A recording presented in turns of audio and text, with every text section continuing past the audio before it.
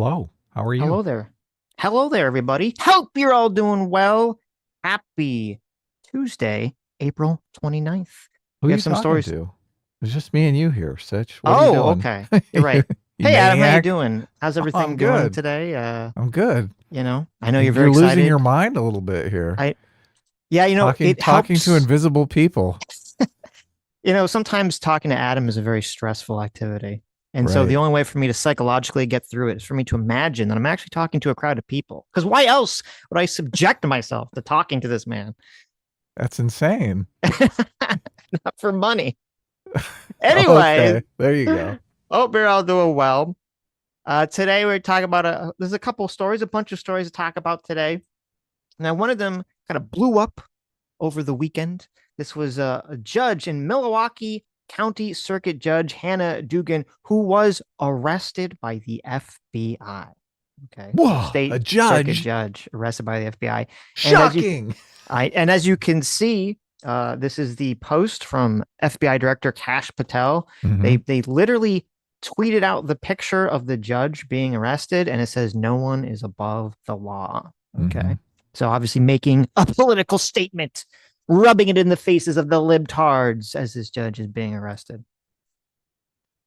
Yeah. I mean, we no one is above the law, right? That is true, unless you're the president or an ex-president, then you could be above the law. Maybe Mm-hmm. we'll According to the see. Supreme Court. Yeah, according to the Supreme Court. So what's going on with this case? So this is an interesting case. Basically, this what happened was this judge Dugan was presiding over a hearing that was about an individual named Eduardo Flores Ruez. Flores Ruez, excuse me, Mm-hmm. Ruez. She Now, just sounds guilty with that name. Oh my God. well, he does. He does. Oh, Eduardo. it's a Yeah. he? Eduardo Okay. Flores Ruez. The judge that was arrested is a woman, Hannah Dugan. Okay. Okay. So the judge is presiding over this hearing for Ruez. So he is being charged with 3 counts of misdemeanor battery. Okay. Mm-hmm. Accordingly, supposedly, the claim is that on March 12th, he beat down 3 people. All right. So he was supposedly, as it goes, he has a roommate, and one of the roommates asked him to please turn down the volume of his music.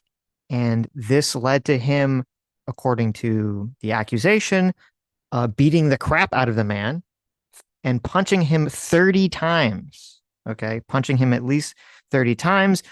The guy's girlfriend then tried to intervene and stop Ruiz. And then apparently she was also attacked and punched at least twice. And then a third victim also tried to intervene and stop the assault, but he was also attacked. This led to, the police being involved, this guy being arrested.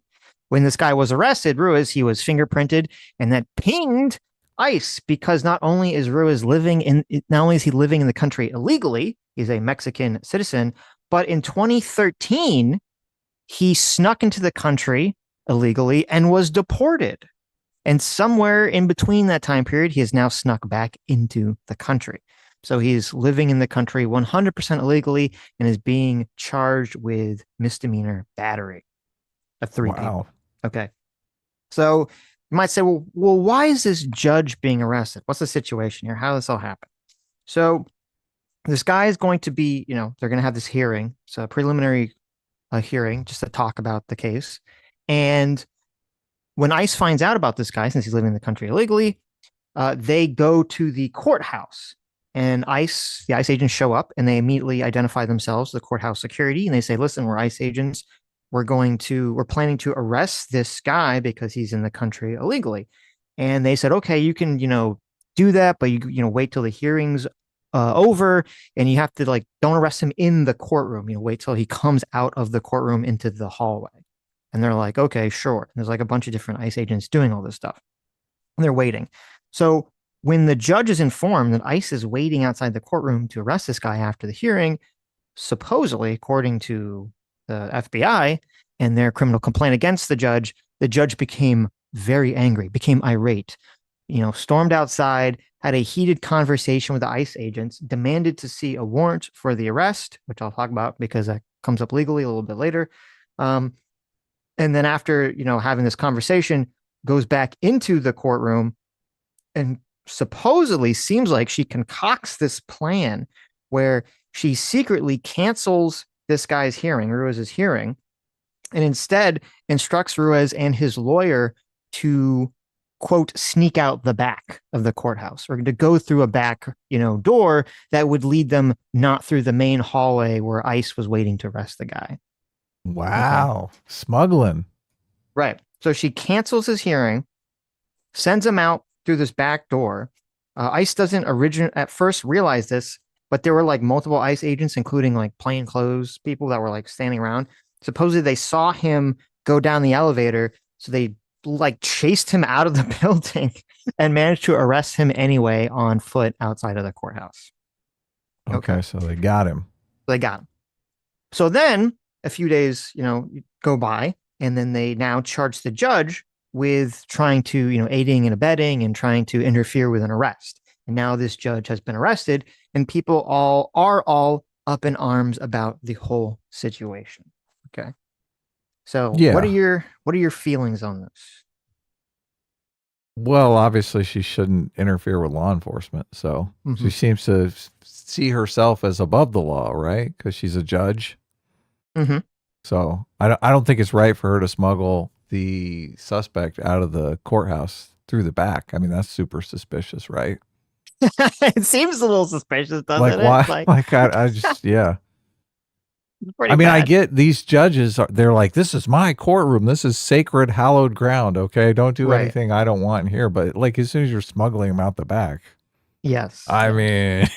Right. So yeah. Throw her ass in jail. I'm with Kash Patel. Yeah, I agree. I think the fact that there are people on the left who are trying to like make this out to be some kind of crazy situation.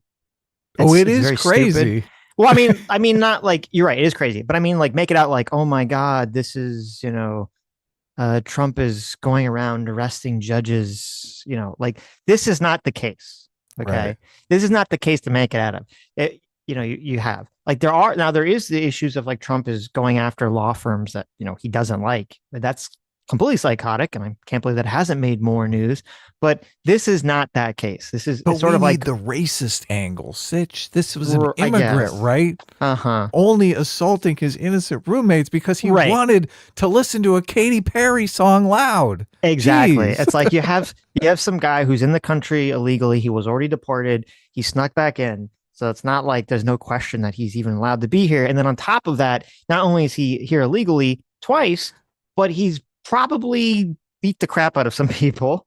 Oh, and by the way, those people that he attacked were in the courtroom that day in the gallery watching the proceedings, right? So they were like there to like be like, yeah, like lock him up.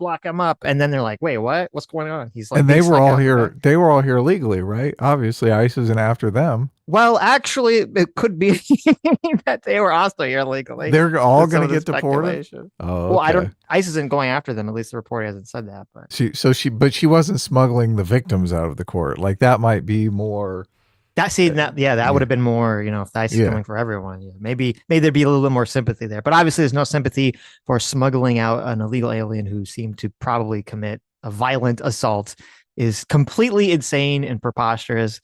And I think that people that are pointing to this as some kind of like overreach by the FBI or Trump administration is just ridiculous. Why did she do it? Like, what was she thinking? What was the thinking here? Well, we don't know. I'm sure she'll make some defense for herself, obviously, from these charges. I mean, she should be impeached. I don't think she should be a judge anymore. This is like, this is the poorest judgment I've ever seen. Yes. And actually, it's interesting. This actually happened like a few years ago too.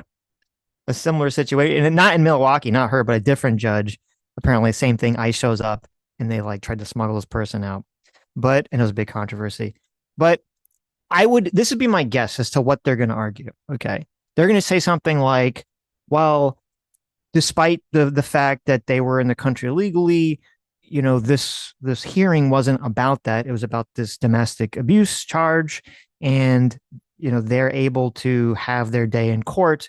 And I shouldn't be arresting people out of courtrooms because it's going to, impact on the legal system and it's going to circumvent normal judicial process, et cetera, et cetera, et cetera. Right. Which I mean, I understand that argument. Like, I get it. I don't think, well, I don't think the response to that is, as a judge, you try to help someone flee a courtroom. Okay, that doesn't make any fucking sense. Number one, you're a judge. You should be trying to uphold the law 100%. You need to be an example for people to follow. You shouldn't be trying to bend the rules. Okay, that's number one. And number two, as I said, this guy is in the country illegally. He was deported, snuck back in, and is now being accused of battery, of attacking people. And it probably seems like he probably did it. So this is not the guy that you should be trying to sneak out the back here. So he was not in custody before this? No. Okay. Well, no, she just released him. Actually, yeah, I don't know. It's a good question. Because look, if he was in jail and then she released him, that's even worse. But that's a good question. I don't know if the guy, if this guy beat the shit out of me because I asked him to turn his music down, and he's getting deported. I mean, that's great. Like, he's out of my hair, right? Exactly. Yeah. So I think again, ridiculous case. People complaining about this is ridiculous. The judge should be arrested. She should be tried with whatever the penalty is. And at the very least, she should be stripped of being a judge. The very least. Yeah. If now, not stripped naked and march through the street. Well, I mean, people going, shame. She's not that attractive, so I don't know if I'd agree with that. But but there is this one little kind of interesting element about the law here, which I wasn't aware of. Did you know that there's two different types of warrants? At least two different types of warrants. There's an administrative warrant and a judicial warrant. Okay. An administrative warrant or judicial warrant means it comes from a court, like a judge has signed off on it. And if the police show up and they have a judicial warrant, you have to let them in, whether to be your house or private property or whatever, some private establishment like that allows them to enter the private property. That's like a search warrant. Also like a warrant for like a warrant for arrest or something. Yeah. Or a search warrant. Yes. An administrative warrant, however, is signed by the administrative agency like ICE or something in the executive branch, not necessarily signed by a judge. And you don't actually have to allow them onto private property if they only have an administrative warrant. So if the police ever knock at your doors, guys, be like, well, is it a judicial warrant? Let me make an administrative warrant. All right. Yeah. What's going on? And so maybe some of the argument, though I think it's a weak argument, maybe some of the argument the judge will make is that because what she was asking the ICE people, she said, let me see your warrant. They had an administrative warrant, not a judicial warrant, because usually when these deportation things, they are administrative warrants from ICE. And she said that well, that's not enough. She wanted a judicial warrant, which they didn't have. And so she might make some kind of argument, or her team would make some sort of argument that they didn't have the authority to try to arrest him with just an administrative warrant outside of her say-so. But I don't think that's going to work because they weren't on private property. They were in a public courthouse. And they were not even going to go into the courtroom. They were going to wait until he exited to public hallway. So I think that'd be a very weak argument. Yeah, they were being nice. They agreed. Yeah, okay. We won't arrest him in your courtroom. Yes. Wait till he comes out.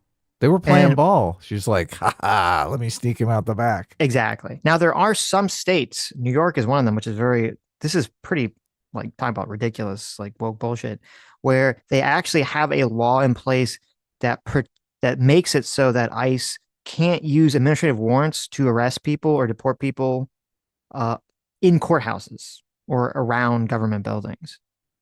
Okay. So I think that's ridiculous. Wisconsin, however, does not have that legal protection. So I don't think that's going to work for any of this case. How long is she going to get? Is she still in jail now? I hope she is. Well, I'm pretty sure. I don't know. I'm assuming she got out on bail. Right. They think she's some sort of probably didn't keep risk. Her. Yeah.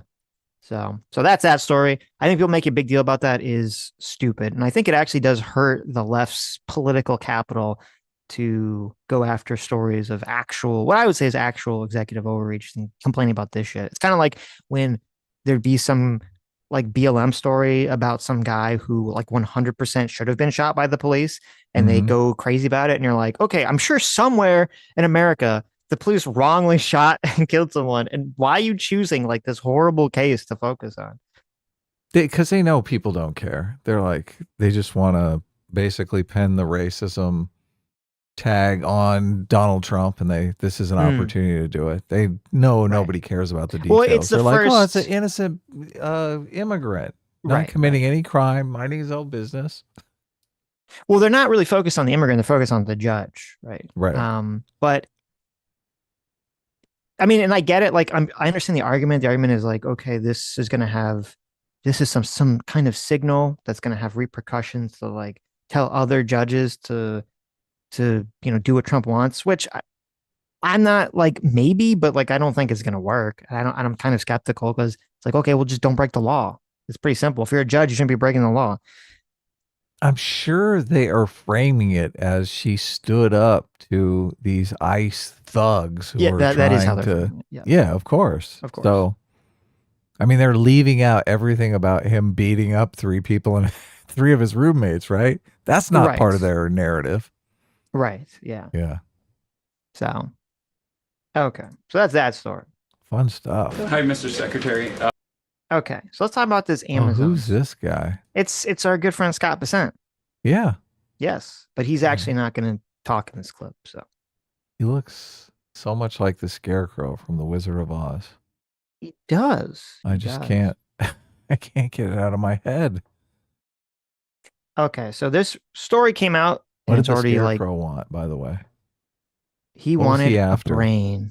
Oh, wow. Okay. What are you trying to say here? Are you trying to say that Scott Bessent is not some sort of like tactical tariff genius, Adam, that has like attendee chess strategy to figure out how to get China and all these other countries to do what we want? If he only had a brain. Okay. Okay, so this story came out today, though it's already been updated, so we'll talk about that in a second. The story came out today that Amazon was planning to display next to the price when you'd buy something, like how much more the price cost because of the Trump tariffs. Yeah. Wow. Okay. Well, let's see. I've been buying a bunch of stuff trying to get ahead of this nonsense. Yeah, and actually, yet most retailers, there was a massive spike in retailers like buying up a whole bunch of crap, ordering a whole bunch of crap, when the tariff conversation first started to try to avoid that situation. Yes. Stock up, essentially. I was building a new computer and I noticed the CPU I got is already like $100 more expensive from when I bought it. I was like, oh my, which is, I think maybe 25% more expensive. Right. That's huge. That's very smart. You did that. I bought like a giant throne of toilet paper that I now sit on. Did you get your RAM? I did. I bought like 100 units of RAM just to make sure I could sell it out, because it's going to be more expensive. Is it DDR4, DDR5? What'd you get? I'm not going to tell you that it's DDR27, obviously. DDR 200. Okay. I got it on. I got nothing about computers. Listen. I heard that Donald Trump say that he had 200 tariff deals already planned, like already negotiated. So I got DDR 200 to commemorate that. Whatever you do, don't try to buy a GPU. Okay. But I also have a throne of toilet paper that I bought in cases of shortage, and I'm actually sitting on it right now. So we import toilet paper. Our toilet paper is made in China. I'm sure it is. I don't think so. Okay, let's see this little press conference here. Mr. Secretary, so it was reported this morning that Amazon will soon display a little number next to the price of each product that shows how much the Trump tariffs are adding to the cost of each product. So isn't that a perfect crystal clear demonstration that it's the American consumer and not China who is going to have to pay for these policies? I will. Okay, so I made a pretty devastating question. But notice, so you'll see, does she actually answer that specific part of the question, right? I saw this morning. I watched it myself. This is the first I've ever heard of this. So, but I guess it was this happened this morning. Yes. In the press. Yeah. Right. Yeah. Take this since I just got off the phone with the president about Amazon's announcement. This is a hostile and political act by Amazon. Why didn't Amazon do this when the Biden administration hiked inflation to the highest level in 40 years? And I would also add that it's not a surprise because, as Reuters recently wrote, Amazon has partnered with a Chinese propaganda arm. So this is another reason why Americans should buy American. It's another reason why we are onshoring critical supply chains here at home to shore up our own critical supply chain and boost our own manufacturing here. Is Jeff Bezos still? Okay, how do you feel about that answer? I mean, I'm conflicted about this story because I think Amazon has kind of turned into shit where all they really have is super cheap fucking merchandise, knockoff merchandise that sucks anyway. So I'm like, Amazon used to be a lot better than it is now. So yeah, you do have to like, and Amazon does have a big problem with so many sellers selling trash, and you have to like actually look at the seller to make sure it's some seller that makes sense and not, as you're saying, trash from, you know, bullshit trash from China. Well, yeah, and there are American companies that develop products and they sell on Amazon and they get knocked off by China and they start selling, and using nefarious practices to have like 35 different businesses that are all selling the same product by the same person, completely gaming the system. So, I mean, I would be in favor of something that showed, okay, this was made in America, this was made in China, or whatever, or this is actually from the company it claims to be from, and not just some Chinese knockoff. So that would be fantastic. Congress, if you could get on that, that'd be nice. Okay. Yeah, counterfeiting products is a huge problem. So that'd be great, Congress. But yeah, I mean, Amazon can obviously do whatever they want. Framing it as some sort of like hostile political act, I think is a little overstated. Obviously, I don't think, I mean, Biden wasn't responsible for the pandemic. The pandemic was what was responsible for the inflation. So, and even if you want to say the inflation was a problem because of the pandemic spending, hey, Trump had his hand in those. He was writing those checks too. But we got checks with his name on them. So that's true. I still have that check. It's just the whole, thank God they're not doing it as much, going to the Biden well. Oh my God, Biden was so terrible. They're finally starting to try to stand on their own merit. So, well, and also like how would you even calculate? How would Amazon calculate like how much the price is increased through the stimulus checks from Trump, stimulus checks from Biden, through the supply chain issues? Like, how would it calculate that number anyway? Yeah, the tariff is easy to calculate. Yeah, it's just a flat number, right? It's a flat percentage that they're saying, okay, we're up, you know, this is what it costs. So they can just go, boop, they can just slap it right on. So, I mean, on one hand, I do agree, like it is, you could say it is like it would be theoretically a political attack. I don't know if you say that is it a political attack, or to be Amazon trying to protect its bottom line and be like, look, it's not our fault that the prices are high. We don't want to lose business, right? Well, Amazon's going to take a huge hit here. Obviously, if Amazon is overrun with cheap Chinese products, they're making a commission off of all those products. Right. I think this is my thought. I always get very mad when I buy something from Amazon or you use, Uber or any of these other companies, and they slap on all these like hidden charges and fees. I think everything should have to be completely spelled out before you purchase. So, like, okay, this is where all the fees are going. Right. So I don't actually have a problem. I'm totally fine with them theoretically doing this action. Even beyond this, if there's like something costs more because some other country is charging tariffs or doing some wacky shit, I think that should also be on the, slapped on the price so you can see. And I think, as you said, perfect things that they should slap on where the product is even made. If people want to buy American, not buy some schlock from China. So, or if it's an American company versus some Chinese, TN, knockoff company. Yeah, good stuff. So maybe Amazon will get their shit together, but I doubt it. I think Amazon is like, it's great while it lasted. So this story exploded, but then it turned out very shortly after, Amazon says they're not actually going to do this. Oh, really? It was just fake reporting? Well, okay. So this is what Amazon says. It says, quote, the team that runs our ultra low cost Amazon haul store. So Amazon is like, if you don't know, there's these like weird Chinese sites like Tian or was it Shen? Shimu, whatever the fuck it's called. There's always like Timu, yeah. There's like a couple of them that they make like dirt cheap products, and people, primarily women, buy like clothing or this other stuff from these sites, and it's kind of like this mixed bag of like maybe 1 out of 10 purchases you'll get something good. The other ones might disintegrate in the washing machine, or they smell like chemicals when you get them. So it's like a very like I don't know why anyone uses these websites. It's a total clusterfuck. But anyway, so Amazon is trying to create like their version of that. So they've created this Amazon Haul Store. So Amazon says that the team that runs the Amazon Haul Store had considered in a meeting the idea of listing import charges on certain products to show the price, why the price would be what it is. And the Amazon spokeswoman told the press today that this was never approved. It was just discussed, and it's not actually going to happen. All right. Bummer.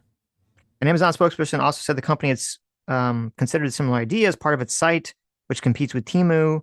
Temu primarily ships directly to consumers, and Temu has begun displaying the import charges to reflect the end of the customs loophole. So they were contemplating doing the same thing. Now, it also says that President Donald Trump called Amazon founder today, Jeff Bezos, to complain after this report came out. So here's the question. Do you think that Trump complaining about, like, they were going to actually do it, and Trump complained about it and they knew it looked bad, so they retracted it? Or do you think that really this was just something someone discussed? It never really was going to get through. It just leaked out, and then the story, is big news. Like Trump put the kibosh on it? Trump is going to take credit for putting the kibosh on it, even if it was never going to be implemented. So, of course, yeah. I mean, it's impossible. Well, actually, can he? I mean, that looks kind of bad if Trump is like, oh yeah, they were gonna explain to everyone why things cost more, but I stopped them. I mean, I don't know why Bezos, while he had him on the phone, didn't say about this Temu app. Why don't we ban that? I mean, it's as bad as TikTok. That's a good point. Yeah. Well, I got you here. Get rid of Temu. Yeah. Why don't you just get rid of my competition? Right. You're protectionist.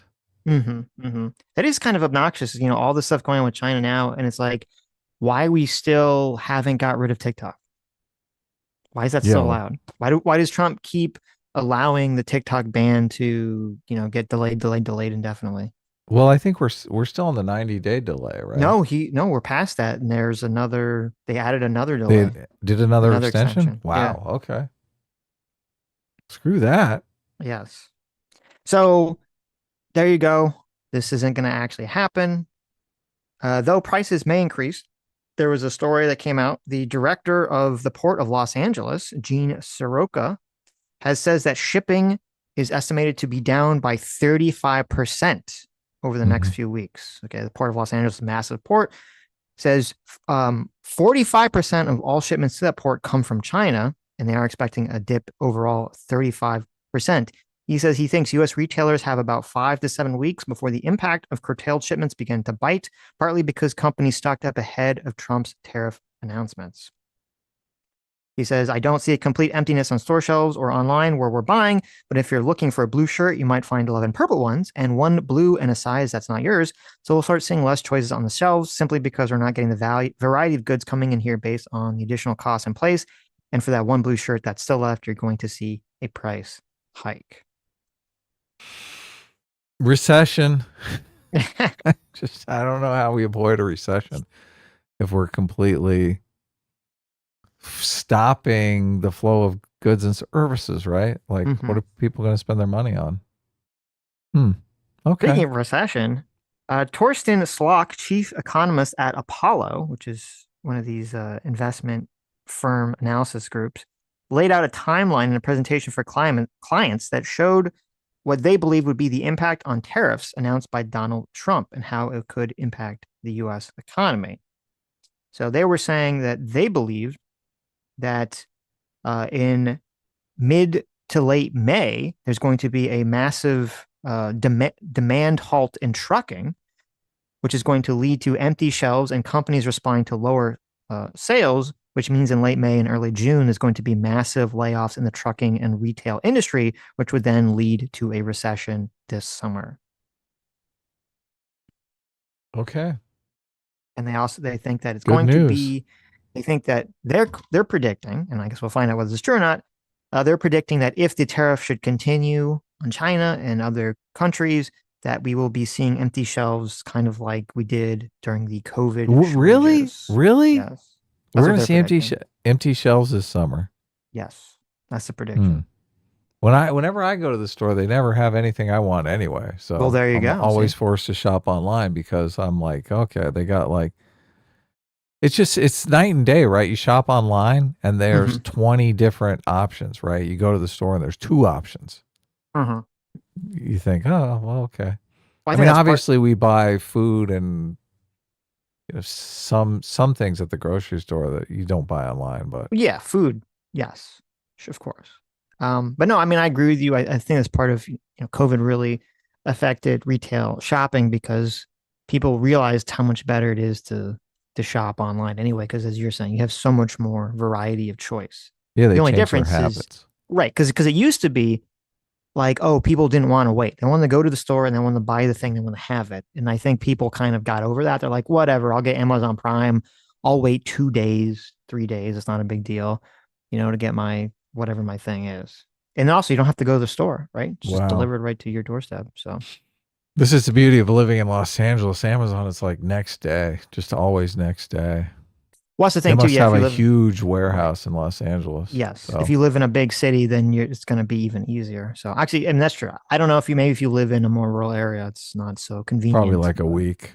Yeah. So, well, it's crazy because I remember when I was a kid, you would like order something and it'd be like 4 to 6 weeks. No wonder, right? Who would ever want to wait 4 to 6 weeks for anything? It's like unimaginable. Yeah, Amazon has their own distribution center. Right. But now they're going to 2 unleash days, the 3 drones days. soon, right? That's going to be even crazier because you're going to be ordering stuff and you're going to get it the same day. Just like a drone is going to fly by your window. So Tesla's got a factory of self-driving semis in Reno, Nevada. So they're going to start churning out self-driving semis. What do you think that's going to do to the job market? I mean, it's going to go in the toilet. We need that UBI. It is. I mean, this is, it's funny because if I get in these conversations with people, it's like, the next 5 to 10 years, there's not, I mean, I don't know what the job markets will look like. You're going to lose all driving jobs, probably. You're going to lose a lot of just normal, like retail, storefront jobs.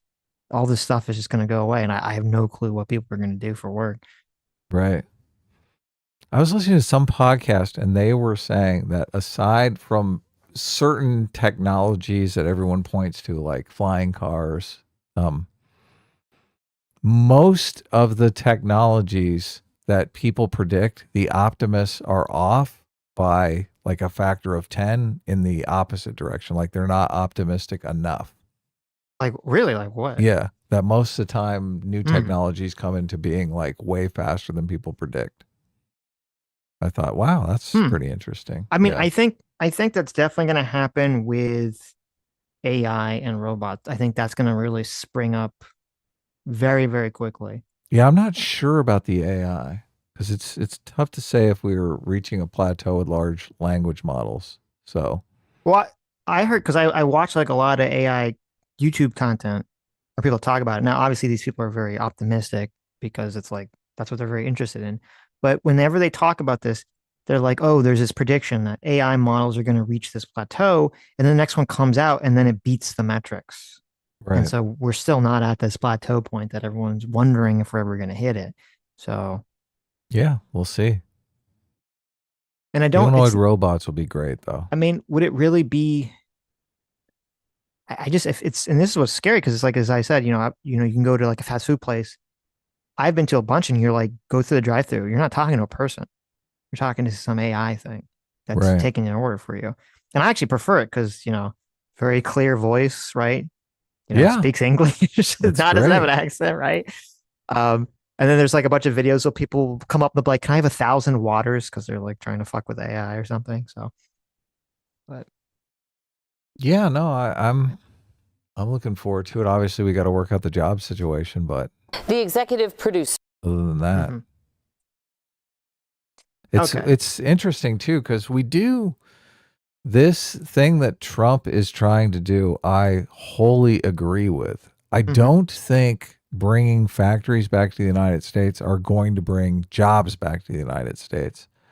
No. But if we have fully automated factories that have like 3 people running the whole factory and the factory's just churning out like 100 Teslas a day, right?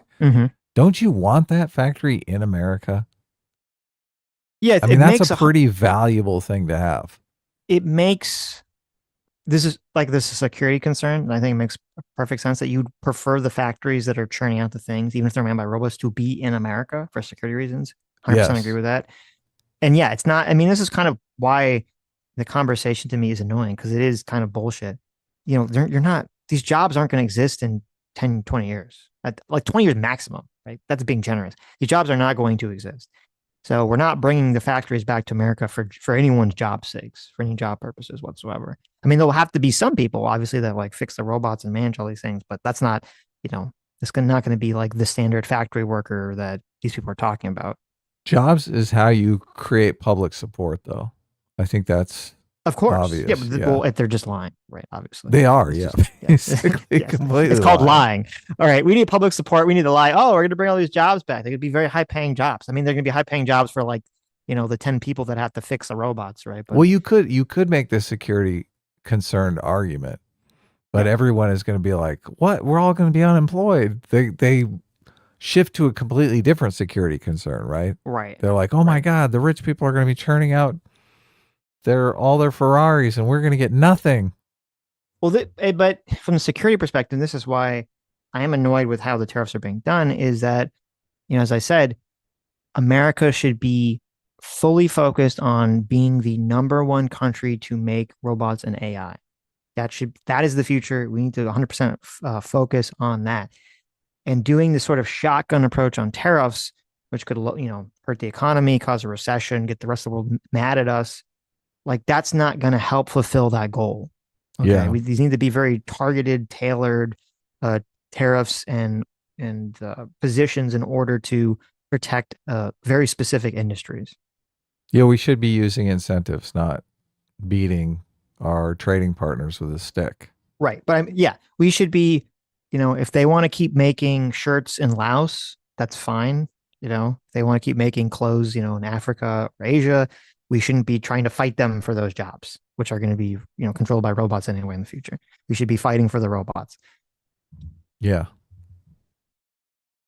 All right. What's this? So what's the overview on the 60 Minutes? So, let me read the super chat first. This is from the first story. Mr. Ubercross, thanks so much for the $20. Says she also, this is about the judge. She also continued the case without consulting the prosecutor or the victims. She didn't even call the case. She only talked to defense counsel, generally a big no-no in the legal world, then snuck them out the back. Yeah, that's what's super crazy about the whole thing. So supposedly the defense lawyer didn't even realize what she was doing until she told them that she was doing this. And the state who was prosecuting against the guy didn't know what was going on until they realized, because like the way it works is like the judges go through, they do these hearings, like multiple hearings and multiple cases, the same courtroom. And they only realized what was going on when like they got to the end of it. They're like, wait, where's our hearing? What's going on here? So crazy. So, yeah. I can't believe this. Holy crazy story. So I don't understand what drives someone to do something this fucking insane unless they believe they are above the law. Ideological possession. They're like, how dare they? How dare they do this? Or it could be, a lot of judges are very egotistical and they're like, this is my courtroom. How dare they do this? Yeah. Well, you got to sell now. That's your new courtroom. Okay. So this is an interesting story here. So, I'll play the clip and then I'll give you the background here. This is from 60 Minutes. So the longtime executive producer of 60 Minutes has quit out of protest. Okay. Stories we pursued for 57 years are often controversial. Lately, the Israel-Gaza war and the Trump administration. Bill made sure they were accurate and fair. He was tough that way. But our parent company, Paramount, is trying to complete a merger. The Trump administration must approve it. Paramount began to supervise our content in new ways. None of our stories has been blocked, but Bill felt he lost the independence that honest journalism requires. No one here is happy about it, but in resigning, Bill proved one thing. He was the right person to lead 60 Minutes all along. Okay. So here's the story here. So Sherry Redstone, who's the chair of CBS's parent company, Paramount, wanted to know what 60 Minutes was going to say about Donald Trump in the future. Okay. This is CBS News magazine aired 2 segments involving Trump on April 13th that angered the president. One was on his plan to take over Greenland, and another was an interview with Zelensky that discussed U.S. policy in the region. Trump immediately lashed out on social media posts saying that 60 Minutes should, quote, pay a big price for its frequent reporting on him, which he called fraudulent. After Trump's tweets, Sherry Redstone had a meeting with CBS Chief Executive Officer George Cheeks to discuss 60 Minutes' upcoming slate of stories concerning the president. Redstone indicated which ones she thought were fair and those which she considered to be problematic, according to a CBS employee that Bloomberg News spoke with. Now, 60 Minutes supposedly didn't change, as he said, didn't change any of its plans based on her feedback. And the network aired a segment that Sunday about Trump's cuts to National Institutes of Health. But still, executive producer Bill Owens announced to his staff last week that he's leaving, citing corporate interference at the most watched TV program in the United States. The 37-year CBS News veteran said in a memo to staff that it had become clear that he, quote, would not be allowed to run the show as he would always run it, to make independent decisions based on what was right for 60 Minutes and right for the audience. Now, this is coming. Now, the reason for all this, or the thought behind the reason for all this, is that Paramount is right now waiting to merge.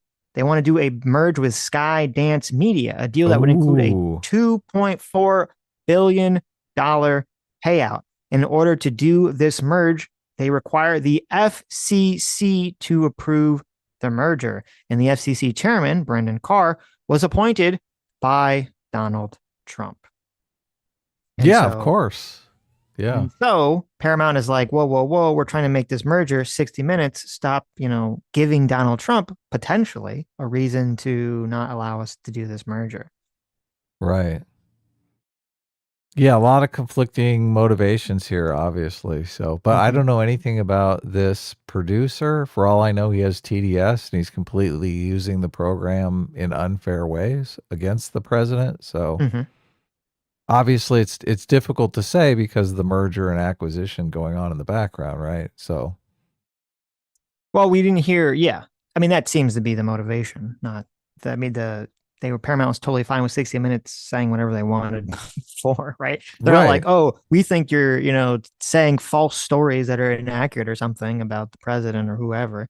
So you need to fix that. Well, CBS has done plenty of false stories about Donald Trump. I'm certain of it. So, well, I know that, the Trump's big criticism of 60 Minutes before wasn't that they did a false story on him. It was that, he was criticizing them because he said that they unfairly edited the Kamala Harris interview. Oh, you're right. That was a big thing. Which I did think they unfairly edited that shit. Can't edit a performance for someone. You're a news fucking program. Right. And so that's sort of what spawns all this stuff.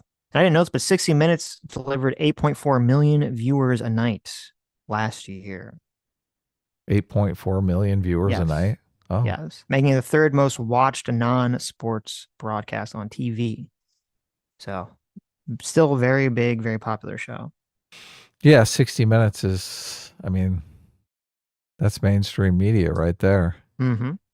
Though it is interesting because I do recall there was a lot of this conversation about this complaint about, the Biden administration pressuring social media companies to push back on COVID misinformation. Remember, this was the whole thing with the Twitter leaks and all this other stuff. And we heard about this for months and months and months. How dare the Biden administration try to push back on, COVID stuff.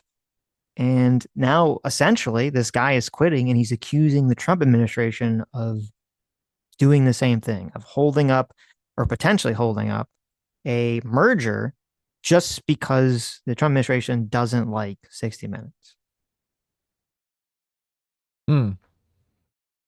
Is there some merit to that accusation? Well, we don't know yet, obviously, but that's the accusation. Right. So, I mean, I wouldn't put it past the Trump administration to do something like that, right? well, considering that, I mean, yeah, we don't know, so we'll see.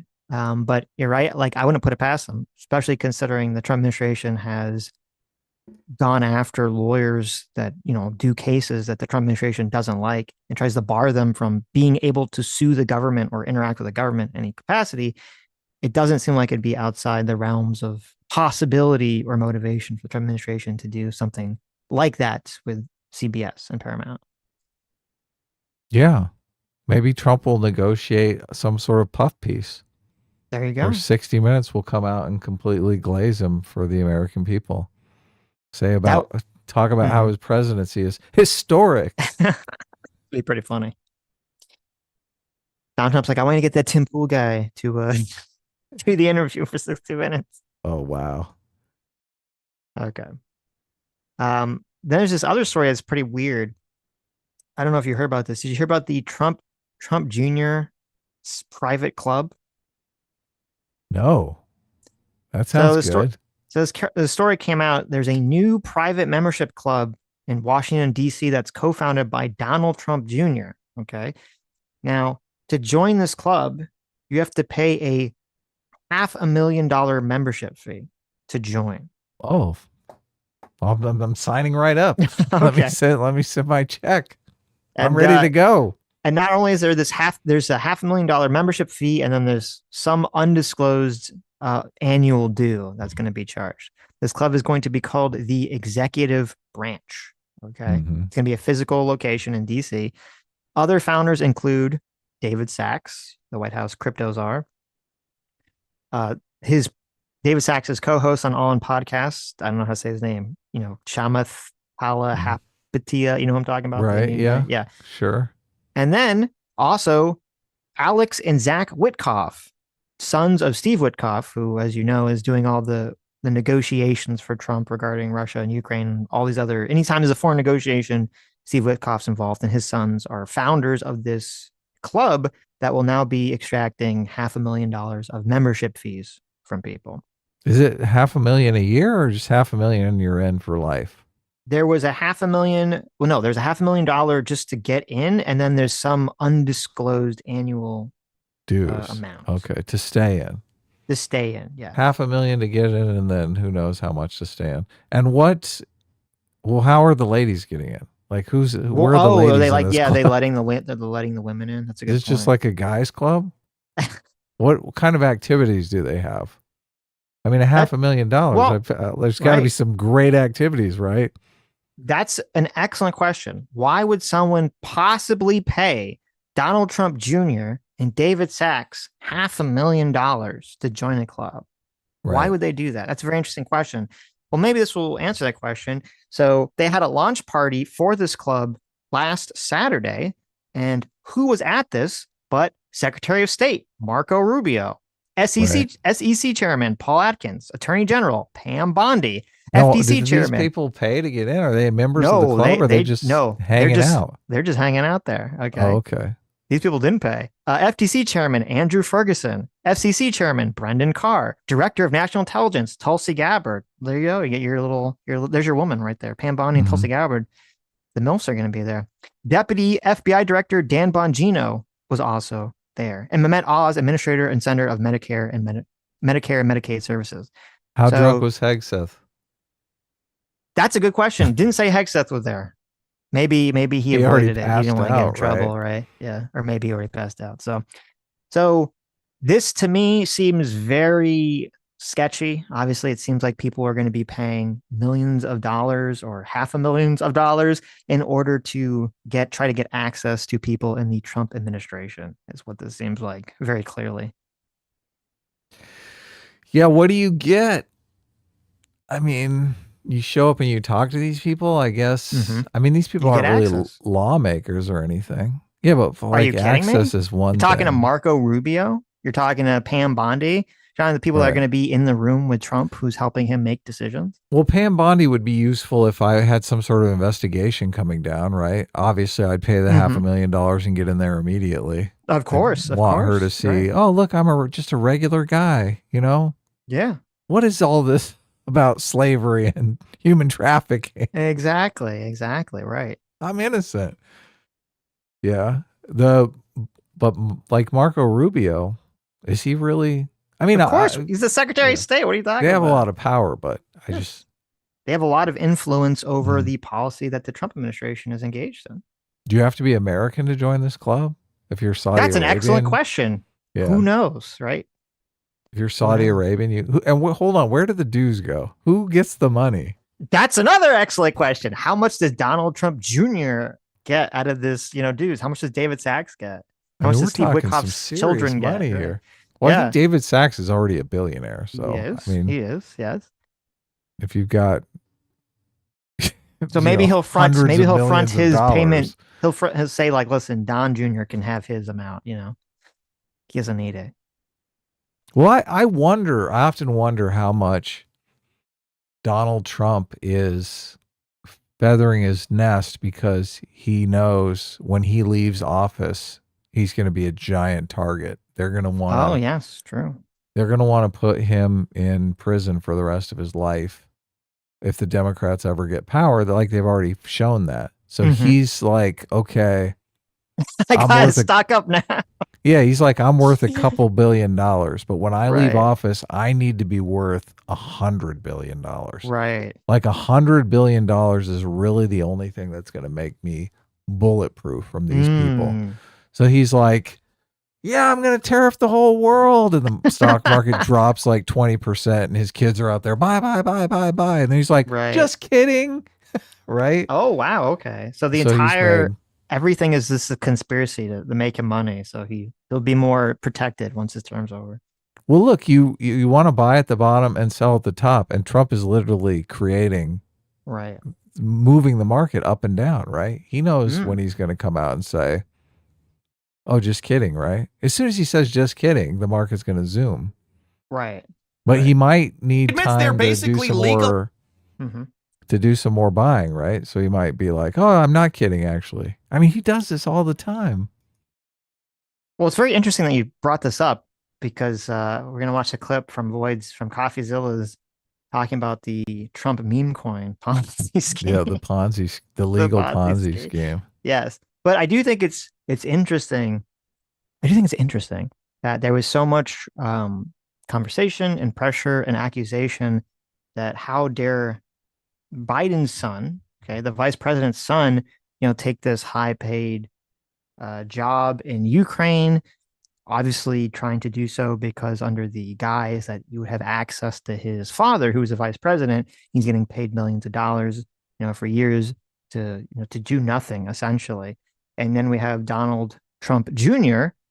saying, hey, I'm, pay me and my friends, all this fucking money to get access to me and my friends and people in the White House, and nobody bats an eye. It's just totally fine.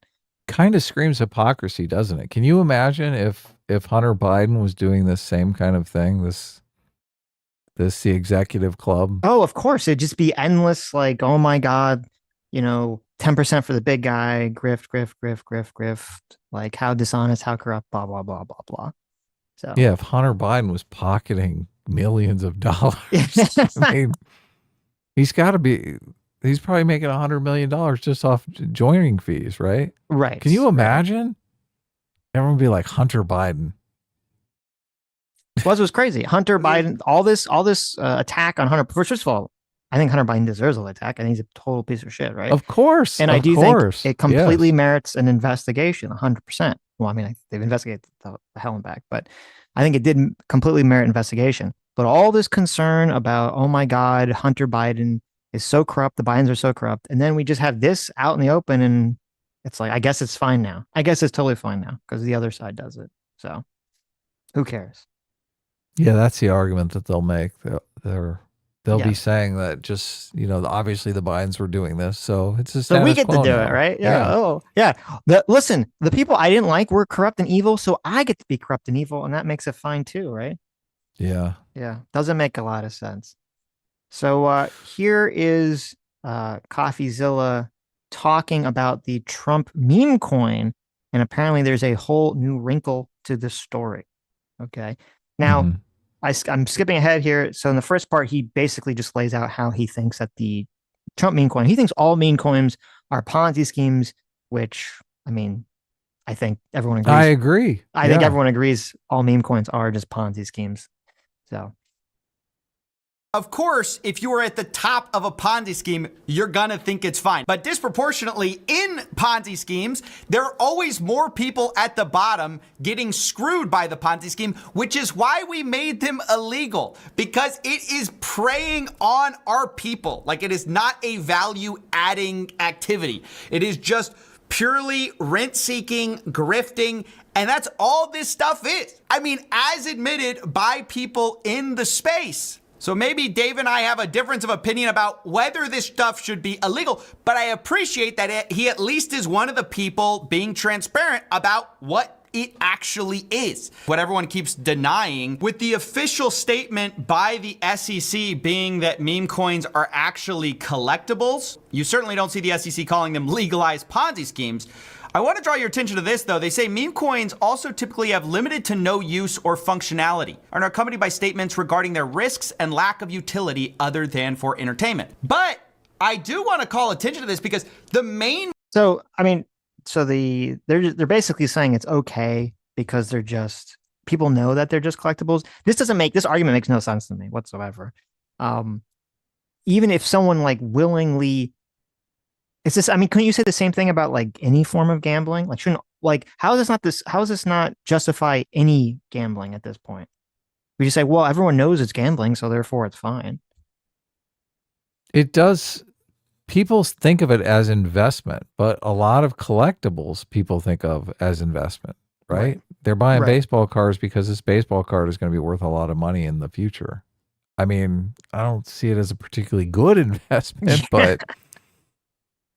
Well, there's a difference between someone saying like, okay, I'm going to buy this, famous baseball card misprint from like 1920s because I think there's going to be some eccentric asshole millionaire, billionaire in the future who's going to want it, which happens occasionally. Or, you're going to buy a bunch of Tamagotchis or whatever, and they're going to be worth something, 20 years down the road.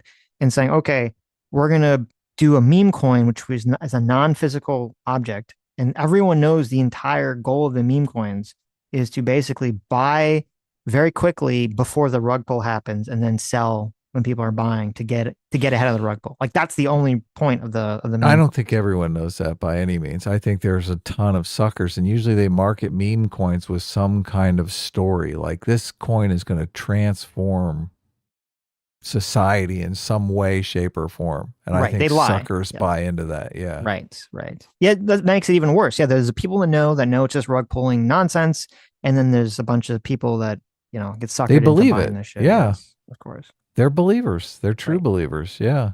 And so the SEC is saying as long as the meme coin is merely a collectible and has no worth, that's a justification for why it's allowed, right? I bet there's people who buy Trump coin thinking the Trump coin is going to replace the dollar. This is like the future. Maybe. Well, the future. Dollars are completely useless. Right. Limited to no use or functionality, and are accompanied by statements regarding their risks and lack of utility other than for entertainment. But I do want to call attention to this because the main meme coin that really cascaded all these changes, everyone acknowledges, was basically Trump coin, right? Like, that obviously was the reason the rules changed, because the president launched his own coin that you can trade, with many, like myself, saying, well, the terms of service say this is not a political coin, there's no utility, there's no use to this. But I was like, well, if it's the president's coin, that seems like a pretty big deal, and not like it has no utility. But today, we actually got an update on that, because the website was updated today with a new perk: have dinner with President Trump. The most exclusive invitation in the world, only for the top 220 Trump meme coin holders. If you hold enough of his coin, by the way, the unlock is coming up. They did just push it back a little bit for, I think, 3 months or something like that. But the unlock is coming up. And so now, if you're a holder of this coin, you get to attend the dinner. In fact, I think there's even a perk for the top 25 holders as well. For those people, you'll get an exclusive reception before dinner. If you're in the top 25 holders, you will meet the president, especially, and you have a specialized White House VIP tour, which is just crazy. I mean, how? So, how can there be any validity or anything but just like how can anyone who was on the right that was complaining about Biden corruption, right, like have any sense of principle consistency when we have just the most blatantly obvious selling of access that's happening publicly before everyone's eyes that just blows out of the water anything that Biden was doing with all this stuff? This is such a clever workaround, right? Like Yes. if Trump came out and said, okay, I'm selling $10 million a plate dinners at the White House. Right. I mean, that shit's illegal, Yes. right? Yes. But if you have a meme coin. But if he says, if he's inviting people to dinner, who have this meme coin. So basically he's just creating value in the meme coin, which he Right. controls. Right. So the meme coin jumps on this news. They sell a bunch of the meme coin and take in the $10 million a plate, right? Mm-hmm. And it's perfectly legal. Now, all of a sudden, the same exact thing kind of laundered through this public transaction becomes perfectly fine. Right. What the? Here's what I think they should do. Okay. Because right now, I think you have Josh Hawley he wants to push a law that, he's naming the Pelosi Act, which says perfect. Says that Congress people can't like trade stocks and stuff. Right. Which I'm totally in favor of. That's fine. I'm 100% down with that. Right. I think the Democrats should add an amendment to that bill. They call it the Trump amendment. and go after meme coins as well. They'll say congressmen and the president cannot be involved in the trade of cryptocurrency or meme coins or something. Right. Also, so right. So all fair the is fair. Democrats are going to get poor because they can no longer trade stocks, but all the Republicans are going to move on to meme coins. Because they'll have cryptocurrency, right? Yeah, right. Wow. This is so ridiculous. Ridiculous. What do you even do? This is becoming the norm. This is the status quo now. I know, it's horrible. And it's funny too, because like people would complain about like the Clintons or the Obamas, after they're president, right? Not when they're president, after they're president, they'll get paid to do like these speaking engagements and stuff, right? And people would say, okay, well, that was, that's bad. When after they're president, they get paid. Well, now we literally have the president while he's president getting paid. Yeah, exactly. Yes. Okay. Oh, yeah. Jeez. Well, look, he's got to make the money before he leaves office. Like I said, there you go. Right. He's not going to be offered the speech circuit like other past presidents. Right. Right. He's not going to get those $400,000 speeches. Mm-hmm. And he needs protection because they are going to go after him. They are going to try to incarcerate him for the rest of his life. They're going to try to incarcerate his kids, which... Well, I mean, to have them involved in this isn't going to help, right? No. Adding ammunition. This is probably what they'll start suing him for. Right. The only way to protect... And this is the road you go down. Does he? I mean, can he just do like what Biden did? He just gives himself like these, he just gives himself and his kids these blanket pardons. Aren't they testing the validity of that? Isn't Trump literally himself testing the validity of that? I thought they were looking into. They were, yes. They were going to if anything's Hunter ever become Biden. of that, right? Yeah. We'll see. But maybe he hasn't because he's like, I got to do this too. So fucking it's totally legal. That's a great point because I remember they said that they were going to look into that, and then I never really heard anything about that. And you're right. Why would they test the validity of that? Because what if they want to use them themselves? They want to do it themselves. Yeah, that's a great power grab. They're like, thank you, Biden. Yeah. There you go. We'll give ourselves blanket pardons until the sun burns out. Yep. Good job, Biden. Our entire family and all of our descendants. Right. Why? I think they have to be alive. And all the meme coin. I think they have to be alive. I don't think you can give people pardons for future generations. For future generations? Why not? I'm not sure it works that way. We make these laws, Sitch. We Okay. can make them however we want. That's true. Is this not a perk? Like the SEC's guidelines are very clear. Like, oh yeah, guys, all because of the meme coins. We're legalizing meme coins. That's fine. It's not a security. Why is it not a security? Well, there's no functionality. And then a couple months later, hey, you could have dinner with the president for holding this coin. That's like huge utility. I mean, call me crazy. Maybe nobody else thinks so, but I think that's pretty big deal. And it appears other people feel the same because when the news hit, the price skyrocketed like 50%. So all of a sudden, the coin's way up because now there's some utility to this coin where you can meet the president. That's so insane. What's funny, though, is people actually took advantage of this announcement as well, doing a special little front run because some of the news got leaked on Twitter a little bit early. It looks like Barron. Barron was buying this shit. Of course. Why wouldn't you be? Of course he knows. Yeah. Barron wants to get his nut. He's got he wants to be a billionaire by the time his dad gets out of office. Right. someone found the website before it was officially tweeted out. So somebody, before the tweet went live, they went ahead and spent $5 million front running the coin and then sold the Trump coin immediately after. Can you imagine $2.5 million for an hour's work, Sitch? That'd be nice. I love that. Oh my God. Can I do that, please? Like you could if you were in the inner circle here. Right. Yeah. That's the advantage. How dare Nancy Pelosi make money with insider trading? How dare she? Right. This isn't insider trading. These aren't stocks. These are collectibles, Sitch. What are you talking about? They're they're just a little collectible. They're like trading cards. Yeah, of course. It's different. Totally different. After the announcement for about $700,000 of profit within about roughly 30 minutes. So, that's great that could happen too. More utility for those of you who've been wondering what is. Okay, 700,000 in profit.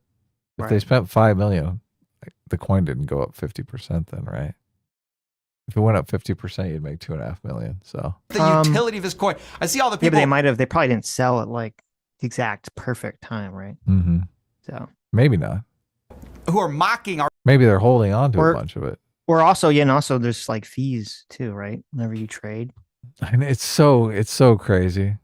You can trade stocks without any sort of commissions or anything like that, and people are trading crypto with fees up the wazoo. That go to whoever starts the stupid fucking coin, right? So it's so millions stupid. of dollars in fees go to Trump or whoever's stupid. managing this coin. Yeah. Yeah. I mean, when I was trading, commissions were $10 a trade. So Jesus. Yeah. Now commission-free trading. Ace. It's great. It's the way it should be. Yeah. Our president saying this is ridiculous, selling something with no functionality. Actually, guys, huge functionality. I don't know. Okay, so that's that story. CoffeeZilla seems like a nice guy. He's not gonna come out with some revenge porn scandal or something. Is he? I hope not. We hope not. We hope not. Yes. So I sent you a picture if you bring it up here. Okay. The New York Times did this disgusting puff piece on Hassan. Oh my God. Yeah, totally disgusting. Now, and as I tweet this out, it's kind of interesting. The writer who did this disgusting puff piece on Hassan is the same writer who wrote the dark woke piece. Right. Like a week before, Jack Crosby, right? So totally, this guy's totally going for it. Big time partisan. Yes. Totally woke, totally cringe. And there's a clip actually that we should probably bring up too. That is like supposedly there's some editor of the piece was literally in Hassan's chat. Okay. So some Hassan simps have now made their way into the New York Times. Mm-hmm. So isn't that horrifying and disgusting? Corruption. Yes. Insane corruption. Insane. Look, corruption everywhere. It's all corrupt. Everything is corrupt. Yes. Such bullshit. So this picture was featured in the New York Times. You can see at the bottom. It's a picture of, Hassan. So if you didn't read the article, the article's not worth reading, but it's like this really lame, it's like, first of all, the framing of the article is very weird because it was like, oh, Hassan is like the brain of a lefty, but the body of a MAGA just because he works out. And I was like, oh, so you're saying only people on the right exercise and work out? Like, why would you say that? That's so fucking weird. Like, all right. I mean, if you want to say that, if you want to give that to the MAGA crowd, be my guest. And so they had this, as we've seen, it's funny because it talks about how it says, Mr. Piker fasts daily as part of his fitness routine. He usually has his first meal around 2 p.m. And it's funny to hear that because every fucking clip we see of Hassan is him stuffing his fucking face. Yeah. So I don't know when this fasting when happening, right?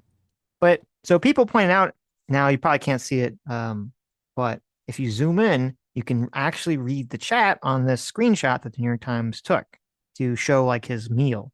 What they didn't notice was that in the chat, there's a guy named Linehead94. Now it's the chat right above the bottom highlighted chat, and it says, I'd fuck this IDF bitch to death and make his mother shove missiles up her ass. Pussy ass bitches. Wow. So this is in the New York Times? This is in the New York Times. So you have someone in Hassan chat advocating for raping a woman because they're in IDF. And they didn't read this chat before they published it? They did not. Yeah, why wouldn't you be like, oh, maybe we should take that rape the IDF soldier chat out of there? Well, after people pointed this out, the New York Times then cropped the photo to remove that. Oh, okay. To hide it. Okay. What a bunch of pieces of fucking shit. Yes. Yeah. Look, it's so interesting because that was the go-to move with people on the right, to find some fucking white supremacist Nazi in your chat and then claim you're a fucking Nazi white supremacist, right?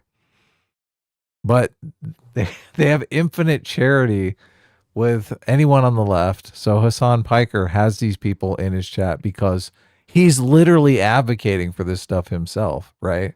Mm-hmm. And they're just like, oh, look, just some crazy person. It's just a crazy person. We'll just crop it out of there. The double standard is despicable, right? Immense. Gigantic. Yeah. Look, and so many people don't even think the double standard exists. They think the double standard goes the other way. What are you talking about? Of course. Well, as we're learning today, the double standard goes in all directions, right? Oh, yeah. There's always people always throw the double standard for their side because everyone seems to be a hypocrite with no principles. But I did, like, a lot of the people who some Nazi, like, I'm sure Nazis have shown up in our chat, but like, we're not advocating that stuff at all. Yeah. They're coming in our chat to push Nazism and argue with us. Yeah. But it would be, they do the guilt by association thing. Mm. But Hassan, like, is advocating for this shit. Yes. Is advocating that the IDF all needs to be raped out of existence. Right. So I want to play this clip. Now, we did watch this. This is from Ethan's content nuke of Hassan. And it's very interesting because we have Hassan openly talking about how to radicalize people to more extreme ideas. Okay. Yeah, we've seen this clip. Yeah. Well, I'm gonna play but it's a goodie. It's a refresh. It's a great one. Yes. Organization. I do not like them then. Well, he is regarded as a pretty brilliant a person in terms of like everything that he's done. Then I saw clips like this where Hassan is explaining how he's hiding his power level to funnel in normies into radicalization. I think that in the short term, in order to combat against that, you have to advocate for a much lighter form of propaganda. You want America, in the way that I feel about it, and if you want America to get out of the way for places with more revolutionary potential to do what they would normally do, I think that, one thing you have to do is advocate for a lighter form while simultaneously still doing agitated propaganda that goes beyond, social democratic idea. I just wanted to put emphasis on the exact point of the so-called radicalization funnel, where, for example, Hassan and JT catch them while they're young, as they say, and then they start looking into this new idea, etc., and then move forwards through the funnel, get more and more informed, get more and more radicalized. You do your part in the funnel for the cause, or whatever the fuck you want to call it. You're doing, in my modest opinion, a great thing for the cause. Now listen. So, okay. Suck up. All right. Yeah. So we have, Hassan is playing his part in the pipeline. He's sucking people in, and then he's making them ask questions, right? Just asking questions, getting people to ask questions, right? Till they end up at the, now, if you forgot, those people that he was talking to, those are the people who were saying that October 7th was based. Right. Okay. So part of the reason I want to play that clip is because that kind of reminded me of this clip, actually. Because the first... So, there was obviously this big controversy that we covered where, Douglas Murray and Jordan Peterson were kind of talking about the fact, Douglas Murray specifically, Jordan Peterson kind of generally was talking about certain people that Joe Rogan had platformed and whether it was a good idea or not. A lot of the focus was on Daryl Cooper. Another person that Joe Rogan talked to was Ian Carroll. Now, Ian Carroll believes that Jews and Israel is behind 9/11 and is behind all the bad things in the world. And here's a series of clips of Ian Carroll talking to Myron Gaines, another person who believes that the Jews are behind everything, or at least says he does. I don't know if he actually believes they're just doing it for money. Talking about a very similar process that Hassan was talking about using Joe Rogan's platform to sort of open the door to radicalize people down the pathway of believing that the Jews are behind everything bad. A significant amount of the interview, you guys just talked different theories, just shooting the stuff. You guys didn't really talk about Israel or any of that other stuff until we the talked last about 20. Epstein a few times, kind of glance through and back out, and glance through and back out, and I think we were kind of just establishing a baseline a little bit, but also just kind of jumping around through conspiracy theories. It's not like we didn't have any discussion beforehand what we were and weren't going to talk about. It's just like any podcast. I think people have all these conspiracy theories that podcasts are scripted and podcasts are and that it's that's not how it is at all. You literally just show up. Now conspiracy theories are bad. Yeah, when they're against him, well, why didn't you talk more about the Jewish question stuff? It was obviously scripted. Yeah, then it's a bad. That's hilarious. Are conspiracy theories good or bad? Let's get it out. Sit down, crack a beer, and sparkling, and just start talking. Yeah. But it was during the Epstein stuff, and so it was. All of my content at the time was about Epstein. And so it was kind of obvious that we were going to talk about Epstein at least a little bit. And, we kind of held off on talking about Israel until much later. But there's a certain point near the end where he just kind of left an open question. And I wasn't going to not talk about Israel with the opportunity there. And I intentionally tried to do it in a very moderate and normie and kind of balanced way that wasn't super hard in, because that's the audience and that's the right way to do it in that setting. When you're talking to people that might have no context or very little context or very mainstream context, you want to just kind of give them a very balanced starter pack of what's going on here, things that they can look up for themselves, things that they can corroborate. And listen, when you try to get people on the Jewish question on the Joe Rogan podcast, you gotta have a light touch at first, right? You can't hit them with the end of the road, October 7th was justified, hit. You gotta work them up to that point. Yeah. Sad. Because the first a significant amount of the interview you guys just talked. Because the first a significant amount of the interview you guys just talked. Because the first a significant. What's wrong? Going haywire on my end. I don't know what happened here. Going haywire how? It was just repeating one little section from the beginning. Go ahead. Start it up again. Theories and opinions and haters came out of the woodwork because of it. It was a good time, but it definitely was. It was a bit of a madhouse for a month afterwards. Okay, hold on. There's more. And I think people need to know too, right? As someone that like talked about this before October 7th, if you talked about this stuff before, man, like it was an instant banhammer. So, you know, you being able to bring up these ideas on the biggest platform in the United States is absolutely nuts. And I think that in itself is a big W. And then the crazy thing is, so you're on JRE, Candace is on Theo Von, and Andrew Tate goes on Nelk. I didn't know. Same day. What was the third one that happened? So you on Rogan, Candace on Theo Von, and then Andrew Tate on Nelk. Yeah. Yep. That was a wild day. Dude, it was crazy because like he all you guys like mentioned, right? Like Andrew said, hey, who can you not criticize the United States? And then fucking Kyle from Nelk, retard, the Dems? The Dems? The Democrats? Yeah, the Democrats? He's like, no, the Jews. And then there was like 3 different flavors of J-pilling on the internet. Like millions and millions of views all in one day. All on the same question. Jeremy. Isn't that great? All on the same day, we have all the people. They're all talking about the Jew pill.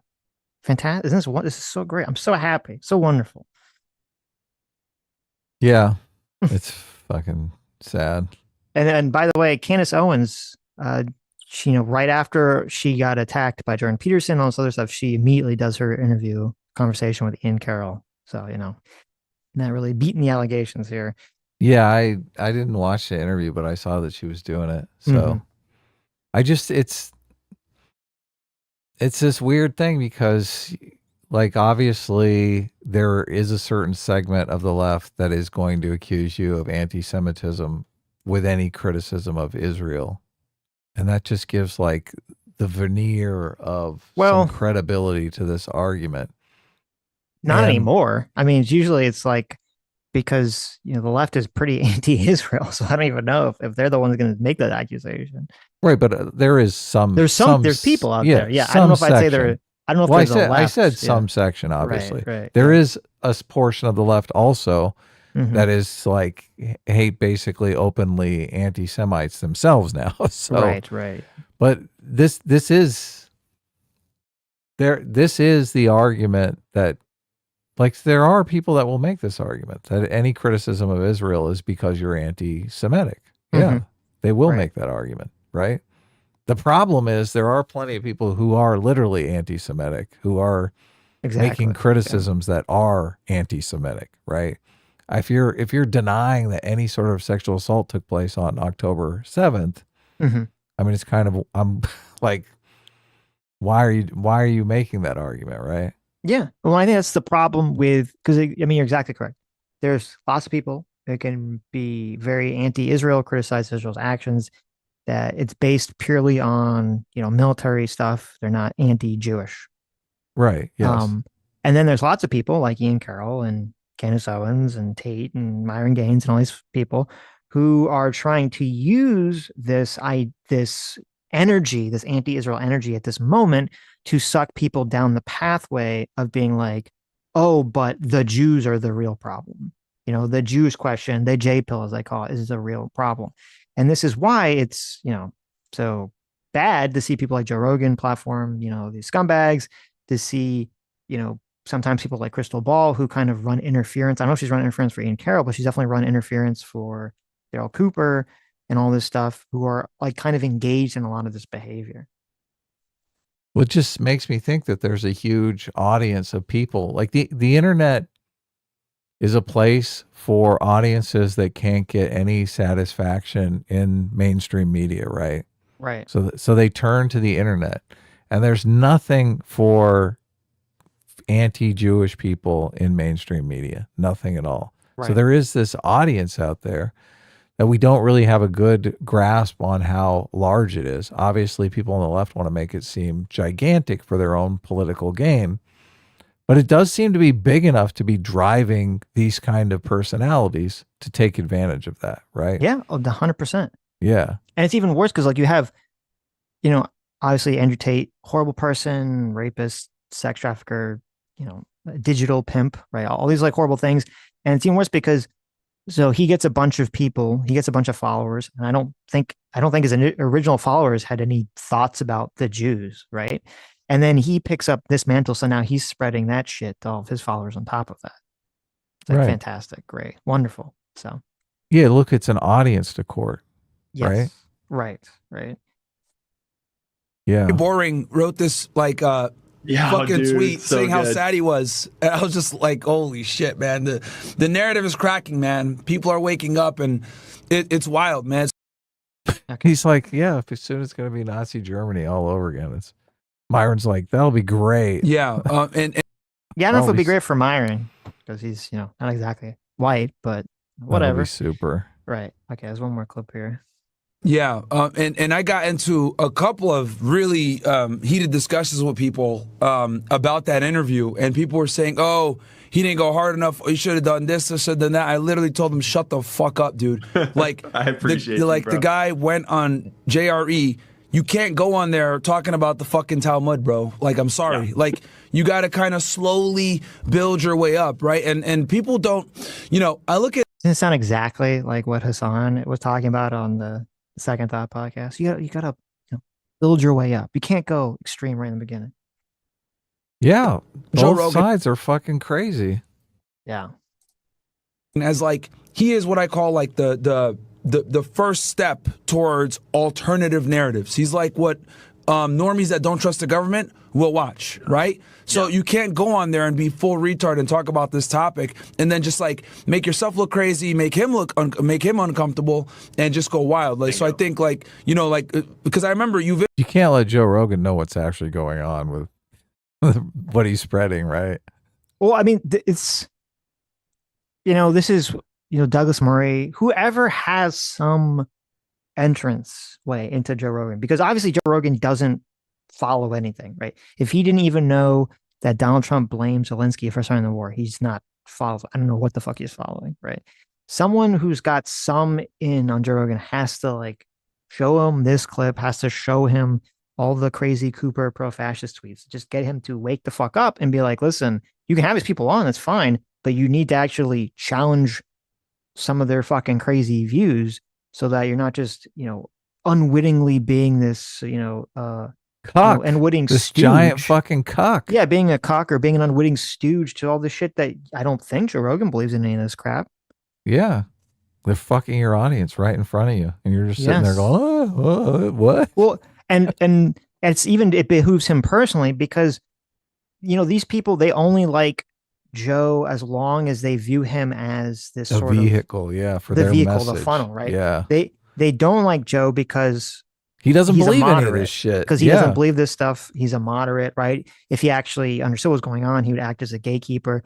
And so what they want to do is they want to suck, the viewers away from Joe into their extreme camps. And then when they get enough power, they turn on Joe Rogan and say, oh, this guy's a cuck. He's not willing to go far enough on the Jew question and all this other stuff.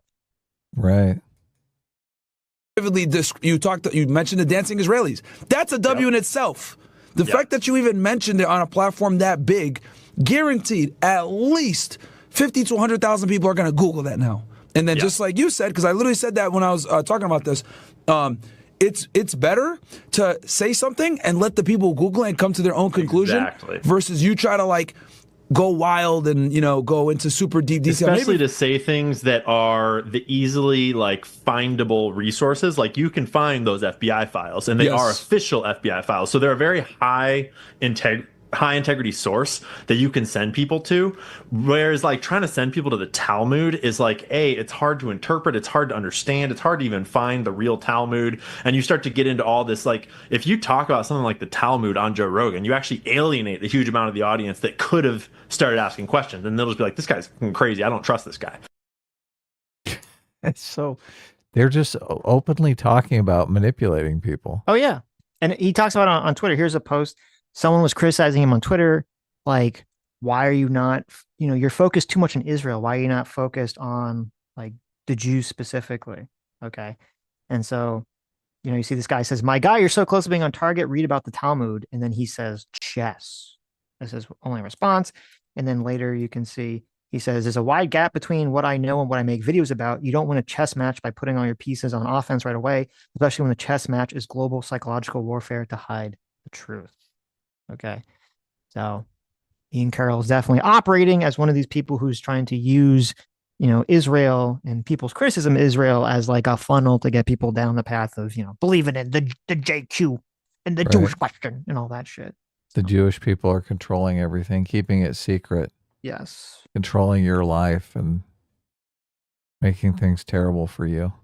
I mean, it is interesting if the Jews are, they're controlling everything, and yet, Joe Rogan has this guy on, and the New York Times is doing puff pieces on Hassan. So I don't know. I think the Jews need to get their shit together. Okay, they need to start controlling things a little bit better, I think.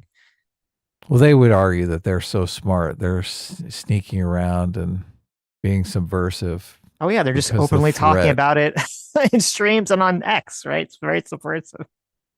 Right. Very sneaky, obviously so this entire, I don't know how big this audience is, but obviously this entire audience who's listening to this conversation, they're all on board with this. Of course. They are all true believers. They believe Jewish people are probably drinking infant blood and whatnot. Of course. Well, actually, it's funny, Candace Owens has pushed that exact conspiracy. Now she does try to blame it on like a specific sect of Jews. So she's like, I'm not being anti-Semitic. It was just a specific sect of Jews that was drinking people's blood or whatever. Right. So that makes it better, I guess. Some really horrible stuff here. Yep. Britt Cormier for $20 says, legacy media can kick rocks. They toss their reputations in a bag with the very fine people, took a hammer to that bag with the COVID coverage, and then went full Warhammer 40K exterminist with the Biden decline. Yeah, that is the problem. And that is the problem, is that we've basically, because the mainstream media, fucked up, floofed the goof so much, destroyed their credibility so much that, we've lost any sense of really good sense-making apparatus or news that's seemingly trustworthy in this world anymore. Kind of lets all this shit go through the cracks. So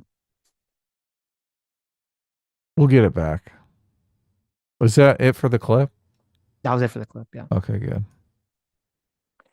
The clip was super low, so I cranked the volume. Okay. Kick Nostanaza for $5 says, are we ready to admit Trump is a dictator now, or still not yet? I would not say that Trump is a dictator. I think he's doing a lot of overreach and a lot of things, but I'm not calling him a dictator. Not yet anyway. So is there a line? I mean, it is an interesting question. Just, it made me think. I answered the same. No, not yet. But no. It made me think, where is the line? What is the dictator line? I guess, trying to stay in office, trying to run for a third term by doing anything illegal, right? Right. Yeah. I don't know. That definitely would be. Yeah, I think that, arresting people without charges. Yeah, people, throwing people in, obviously, it's obviously the question about throwing people in these, non-American citizens in foreign prisons without charges or due process or anything. Yeah, that's coming close to the line, right? That's coming close to the line, yeah. I think people are going to feel more comfortable with the dictator label if it's like, we're going to throw American citizens into prisons with no due process. Yeah, if he has Nancy Pelosi arrested. Right. On phony charges, we'd be like, done, dictator. Yeah. Right? Yes. Now, I don't think that's going to happen, but I've been wrong before. So, Drew Dogman for 23 months says, ICE doesn't need a warrant to make the arrest. Her BS about the wrong warrant is obvious cope. I know, I think they do, but they use an as I said, it's an administrative warrant, and it's not a judicial warrant. So, Detective Stabler SYU for $5 says, imagine being a child or husband left without a mother or wife because she chose to smuggle a violent repeat offender illegal alien away from federal agents. Yeah, it's so fucking stupid. It's so stupid. It really shows you like how ideological possession just wrecks with people's brains. Yeah, it destroys their credibility on the case too, when you might need that credibility here. Right. That darn kid for 25 months. Thanks so much. Says, how much are you going to terrace us for memberships now? Glad I got your comic pre-economic collapse. Yeah. There you go. Yeah. Well, I think, listen, that's how you know that super chats and memberships are a good vehicle, because they're tariff free, baby. No tariffs. No tariffs on super chats. Yeah. And unlimited supply too, since it's digital, so you don't have to worry about it. Right. I know I'll scream into the void for 2 hours says, couldn't Amazon just link to a non-tariff product? That'd be a great idea. That'd be a great idea if they were to do that. I don't know if Amazon would want to do that, but that would be a great idea. Yeah, that would be interesting, right? If there was a made in America option that was a similar price. So you could see, here's the American option with no tariff. That's like $100. And here's a Chinese option. That's like $50. And then another 50 with the tariff. It's $100, right? See, that would be something that'd be something that I would like for Trump to start to try to pressure Jeff Bezos to do. Yeah. As to like, when you go to buy something on Amazon, if there is a made in America option, that's, similar price range, or even if it's a little more expensive, you just put the button there so people could click it if they wanted to, and they could spend the money on the made in American option. That's a fantastic idea. So many of these, it's weird because they are on CNN coming out with a bunch of stories of small business owners, right, that develop some kind of product that is being manufactured in China.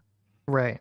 And they're talking about how, oh, this is terrible. Their business is going to be crushed. But in these interviews, they're also saying, oh, yeah, the Chinese basically stole my IP and I have to compete against them. They're knocking off my product and also putting it on Amazon. Right.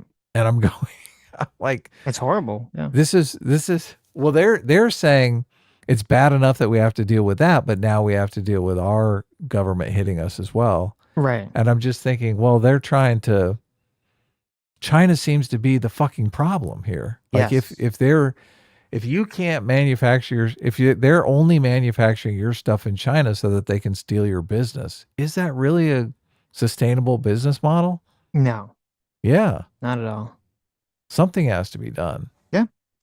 That's why, again, like, even if this was just like the tariffs are just focused on like China, and it was like, we need to get the world together against China because, China's China's ripping us off. They're ripping off the entire world, obviously. Okay. We're not the only people that they're doing this to, that they're stealing our businesses' IP and trying to, just make it for themselves. And they're also, a lot of people think they're planning to invade Taiwan in the next couple of years. And this really should have been would have been great for this 4 years to be Trump kind of getting the coalition against China, building the coalition against China. Yeah. And it's just unfortunate that that's not really the direction that we seem to be going in. The direction we seem to be going in is fuck the rest of the world, just pissing all over everybody, which, that's not going to really help us unify people against China. Yeah, all Trump really wants to do is to aggrandize himself. He wants to do things that he thinks are going to make it seem like his presidency was historic. Right.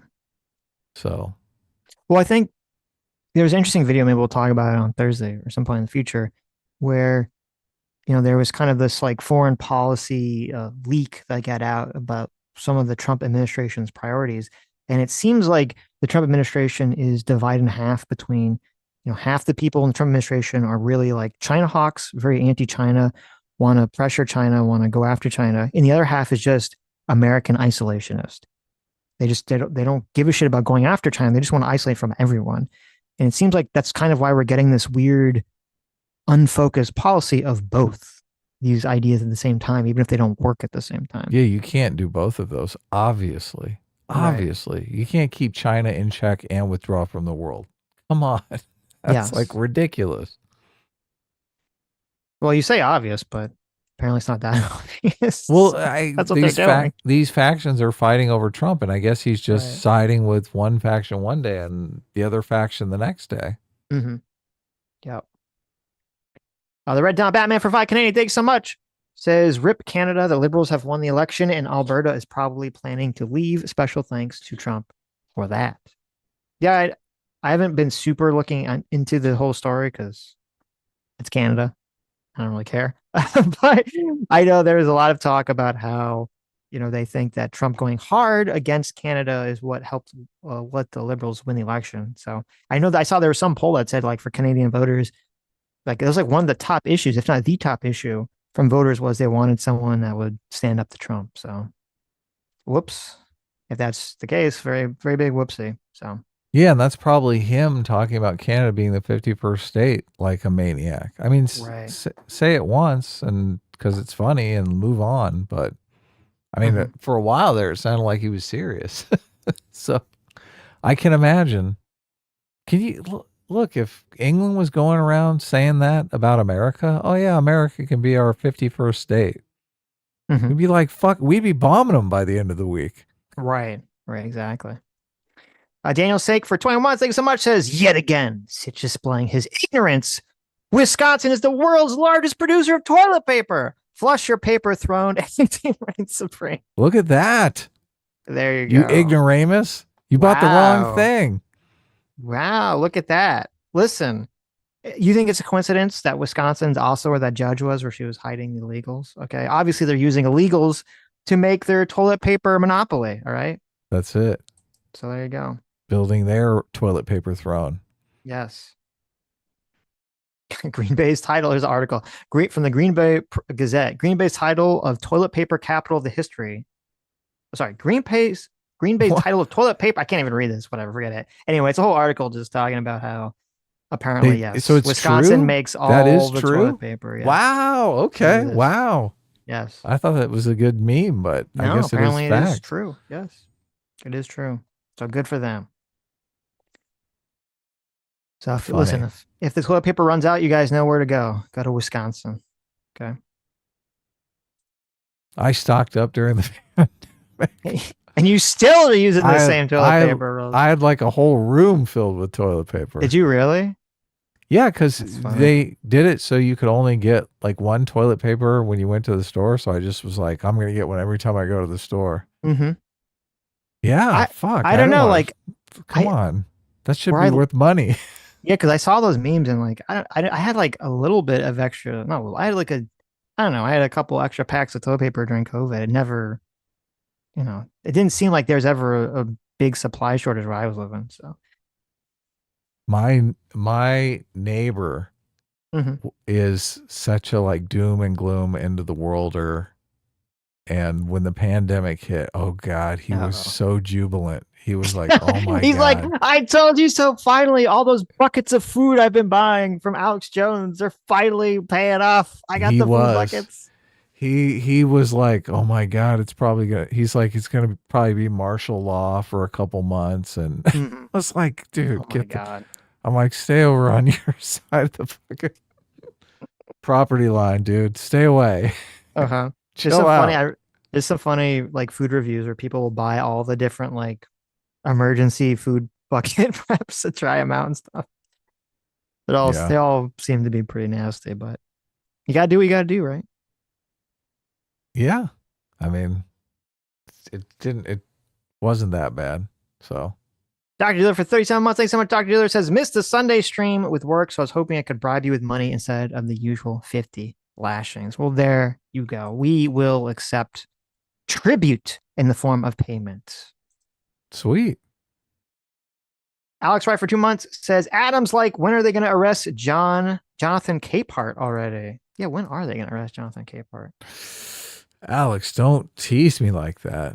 I mean, that's where my dictator side comes out. I'm not going to cry any tears if they do arrest Jonathan Capehart. I mean, I might call Trump a dictator. Hopefully they've got something good on him, but what did he do? I don't even remember. He's just a typical racist piece of shit. Really? One of these reporters that's like, yeah.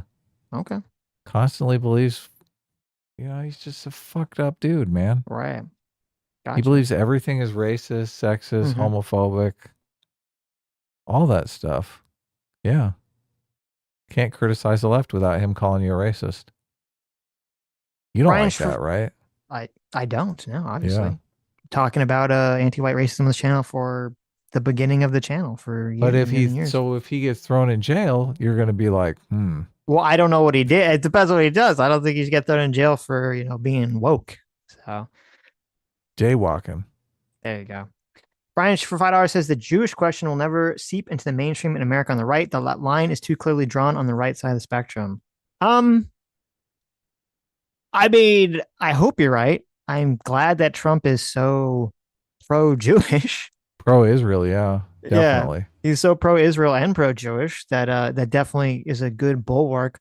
I'm not I mean, I'm not worried about it like seeping into mainstream now. I'm worried that we're like the entire youth generation, it seems like on both sides, is becoming very anti-Semitic. That's what I'm more worried about. And what are those people going to look like 20 years from now? A lot of people, they get their political ideas in college and then they never change outside of them. So, yeah. And I mean, I'm kind of cynical about it. I wonder how much of it is with some of these audiences, like Myron in particular, how he just is apathetic about the kind of culture it creates. He's just like, there's a bunch of people that hate Jewish people, right? I mean, and I want to capitalize. He wants to capitalize on them as an audience. So, and he just sees it as a business proposition. yeah, I mean, I agree. I think there's a lot of people who are just completely grifters, right? Right. And yeah, they don't give a fuck whatsoever about, the shit that they're pushing. So, and you have these communities, they're basically forming around a hatred of Jewish people. yes. Like I don't mind if people form around a hobby. They like Star Wars or video games or bowling, right? Mm-hmm. I'm not sure we should be people. Their hobby is like hating another group of people, right? That's not fucking healthy. That's not healthy for the people involved. Uh-huh. That's not healthy for society. That's not great. Yeah. So this is, and also ironic, I don't know if it's true. Supposedly, people are claiming that Myron Gaines, who's Sudanese, is an anchor baby. Oh yeah, I think that's pretty funny if that's the case.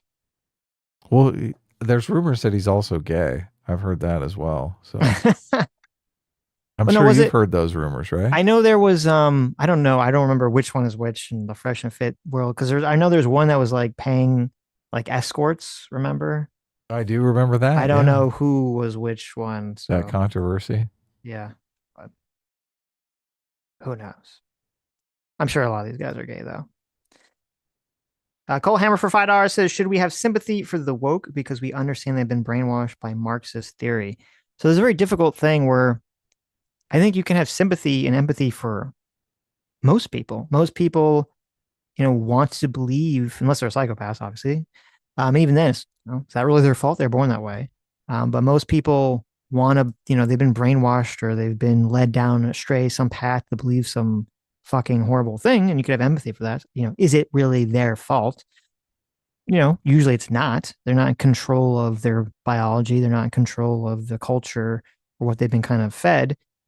But at the same time, you can have all that empathy. At the same time, you can't let it you have toxic empathy where you say, oh, well, because I understand why someone come to a bad conclusion, I therefore can't fight back against it. And that's sort of the difficulty I think people have. You can be empathetic, but also say, okay, well, I can't, we got to fight back against this shit. You can't let people do horrible things in the world, even if I understand how they got to where they got to. Yeah, you got to say, I'm sorry, but you're retarded. There you go. Need to get your shit together. Right. Need to figure it out. Wake up. Wake up. Wake Unintended. Up. Yes.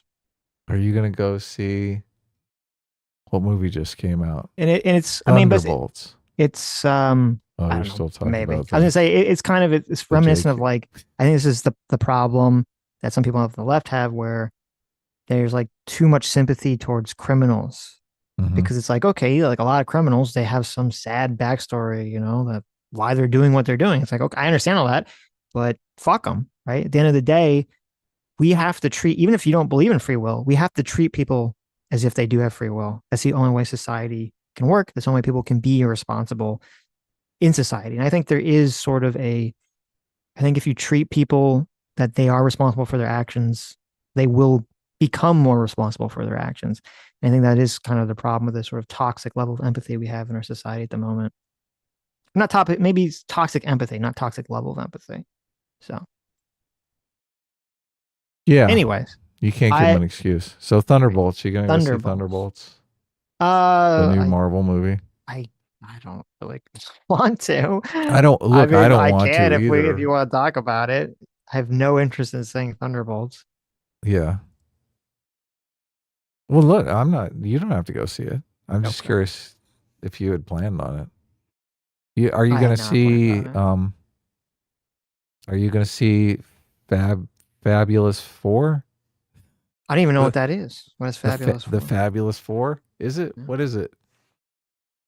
Yeah, it's Fabulous 4. I don't even know what that is. Is that a superhero movie? Yeah. Okay. It's not coming out until Fabulous July. 4. This is a 2024 movie that already came out. That's got a bunch of women on the cover, so I don't know what you're talking about. You're trolling me. It's a new Marvel movie. Oh, really? It's not. Okay. It's not Fabulous 4. Lifelong friends travel to Key West, Florida to be bridesmaids in a college girl's surprise wedding. Over the course of one outrageous trip, sisterhood are rekindled, the past resurfaces, and here are no sparks, sex, and romance to change all of their lives in unexpected ways. Come on, it's a Fantastic Four. There you go. You didn't know. You didn't know that. Fantastic Four. I guess I am curious to see the Fantastic Four. I don't expect it to be good, but I am curious to see it. So I will go and see that. Supposedly they've turned it into the Fabulous Four, where the Human Torch is the real flamer. Oh, a literal flamer. I like that. There you go. I like puns, right? You got flame, the actual flamer. You got a female Silver Surfer who looks terrible, but so you're off the Marvel. You're not going to see any more Marvel. No, I'm going to see the Fantastic Four movie. Oh, you are for sure. Yeah, I'm for sure going to see it. So what's the draw there? But you don't want to see Thunderbolts because I don't know any of those characters or care about any of those characters whatsoever. You don't know Bucky? I guess I know Bucky, but do I care about Bucky? Who cares? Who cares about Bucky? He was some fucking throwaway character in the first Captain America movie that no one gave a fuck about, and then he came back. He's like, "I got a robot arm. I'm all moody. It's your fault, Captain America." I'm like, "Oh, I don't care. No one cares." It's funny, but he's in Infinity War though, and I didn't care when he was in Infinity War either. He was just there. He's just some guy. He fought with the Wakandans. Yes, good. I didn't care about the Wakanda. There's so many. There's like everyone was in Infinity War. Okay. Yeah, but Infinity War was actually good though. So. Well, the first one was good. Infinity War was okay. Infinity War was okay. Oh, wait, no, I'm sorry. Wait, which one was the first one? Endgame was the one that was okay. That's the one that was okay. Yeah. You're correct. Infinity War was the first one. Infinity War is great. Okay. Yeah. Infinity War was great. Yes. Endgame was okay. Yeah. That's generally considered the high water mark for Marvel. So 100%. Kind of fumbled the conclusion there a little bit, but only Sitch likes WandaVision. That's his high water mark for. How dare you? How dare you, sir? Okay. I still haven't seen WandaVision, but supposedly we're talking about media stuff tomorrow night, I think. So on the second channel. Tomorrow night we'll talk about Severance on the media channel. Yes. Severance. What else? Special guest Sammy G. And are we going to talk about any other stuff like Andor? Everyone's talking about Andor. Maybe that'd require me to watch more of Andor. You wanted to talk about Loki too, because I saw we could talk. Loki, I do want to talk about season Loki 1 and Loki season 2 because you had just watched it. So we're going to talk about the Fabulous 4. Should we for the Severance thing? I don't know. Maybe we should talk about Loki first because I don't. I assume no one will give a shit if we spoil Loki. People might care about spoiling Severance, so maybe we should talk about Loki first. Then we can talk about Severance. We'll talk about non-spoiler, and then we'll talk about spoilers. If people want to dip out. Okay, we can do that. Okay. Try to keep it non-spoiler. At least at first. All right. I guess that's it. Alex, I guess we got some more super chats here. Yes. Oh, wait, hold on.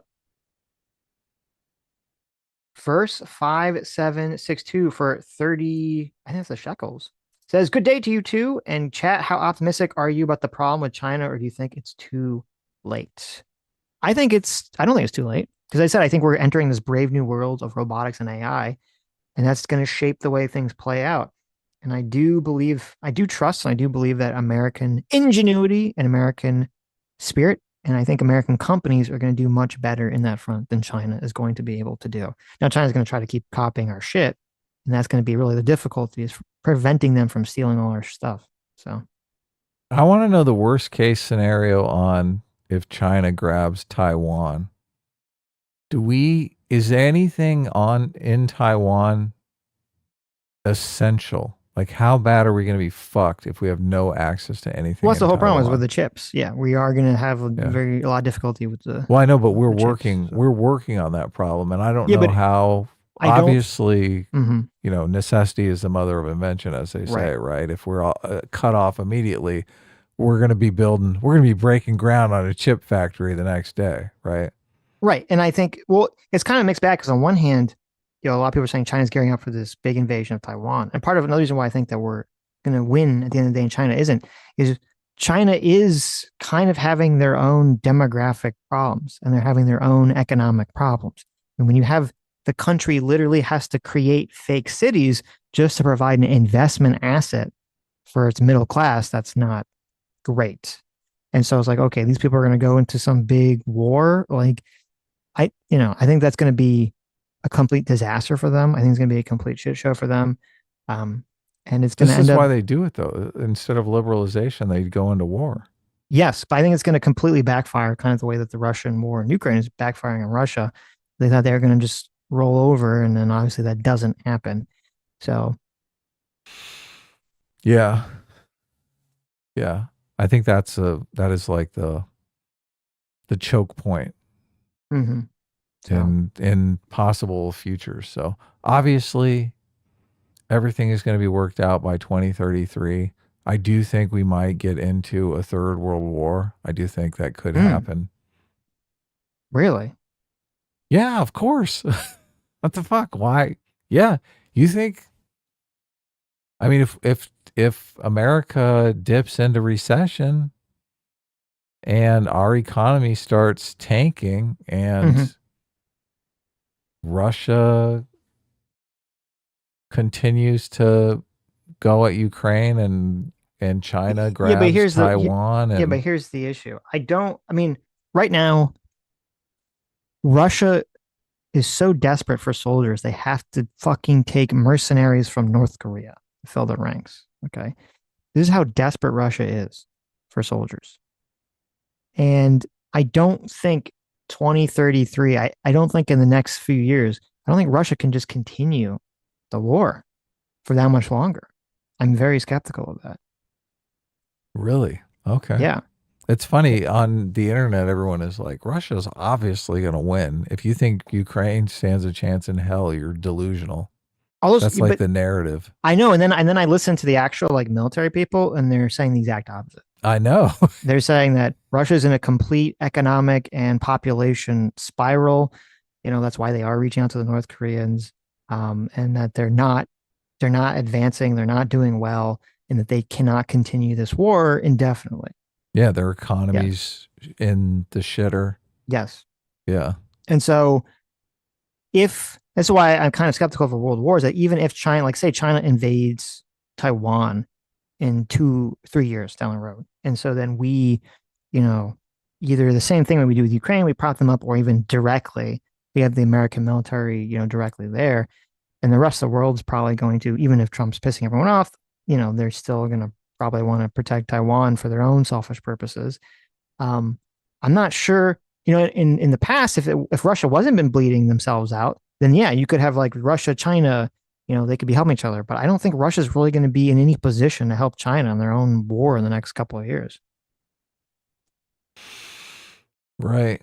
I mean, maybe they'll have Iran or fucking North Korea, but are they going to have any country that matters actually like backing them up?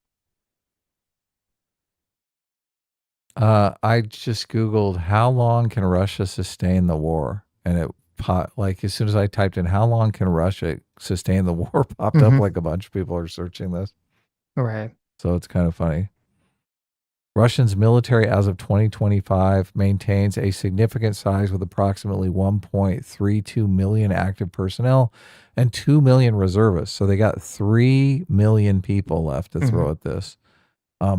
Despite sustaining losses in the war in Ukraine, Russia has been able to replenish the forces, including tanks and with older models. However, Western intelligence assessments suggest that Russia may face critical shortages of military hardware by late 2025 or early 2026, especially in combat. If combat intensity remains high, yeah, that's what I have read is that they're running out of ammo. They're running out of vehicles and ammo. Yeah. Yeah. Yep. Like that video both of us watched where they were talking about the specific, I think it's a HIMAR. I'm not exactly sure what kind of weapon that is, but Ukraine wanted to buy those from us. And like, we can't sell them to them because we basically just have a stock that we need for our military. Right. Like, we would basically be selling them everything we have, which just sucks. We need to get on that. We need to make some more of that fucking ammo, right? You know, and it's weird because, like, on one hand, you know, you could say that like Russia invading Ukraine was good for China because it was sort of give China like an idea of how the world would maybe react to invading Taiwan. But on the other hand, I don't know, like looking at it now, I feel like it's the exact opposite. If that hadn't happened, you know, Russia could have been in a good position to prop up China, maybe, or to like help China. And it does not seem to be the case now. You know, China's helping prop up Russia. Is China going to continue? Is it going to be able to help prop up Russia if they're doing their own fucking campaign in Taiwan? It's funny that they both want the same thing. They both want a historical legacy by expanding their empire, right? China wants Taiwan back because Taiwan is this, you know, economic powerhouse. It would be great for them. It would look good on paper. It'd be great for Xi to say he unified China again, right? And Putin is doing a similar thing with Ukraine, right?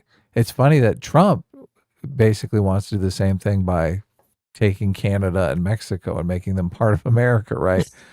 Of course, he can't really do that. He's not a fucking dictator.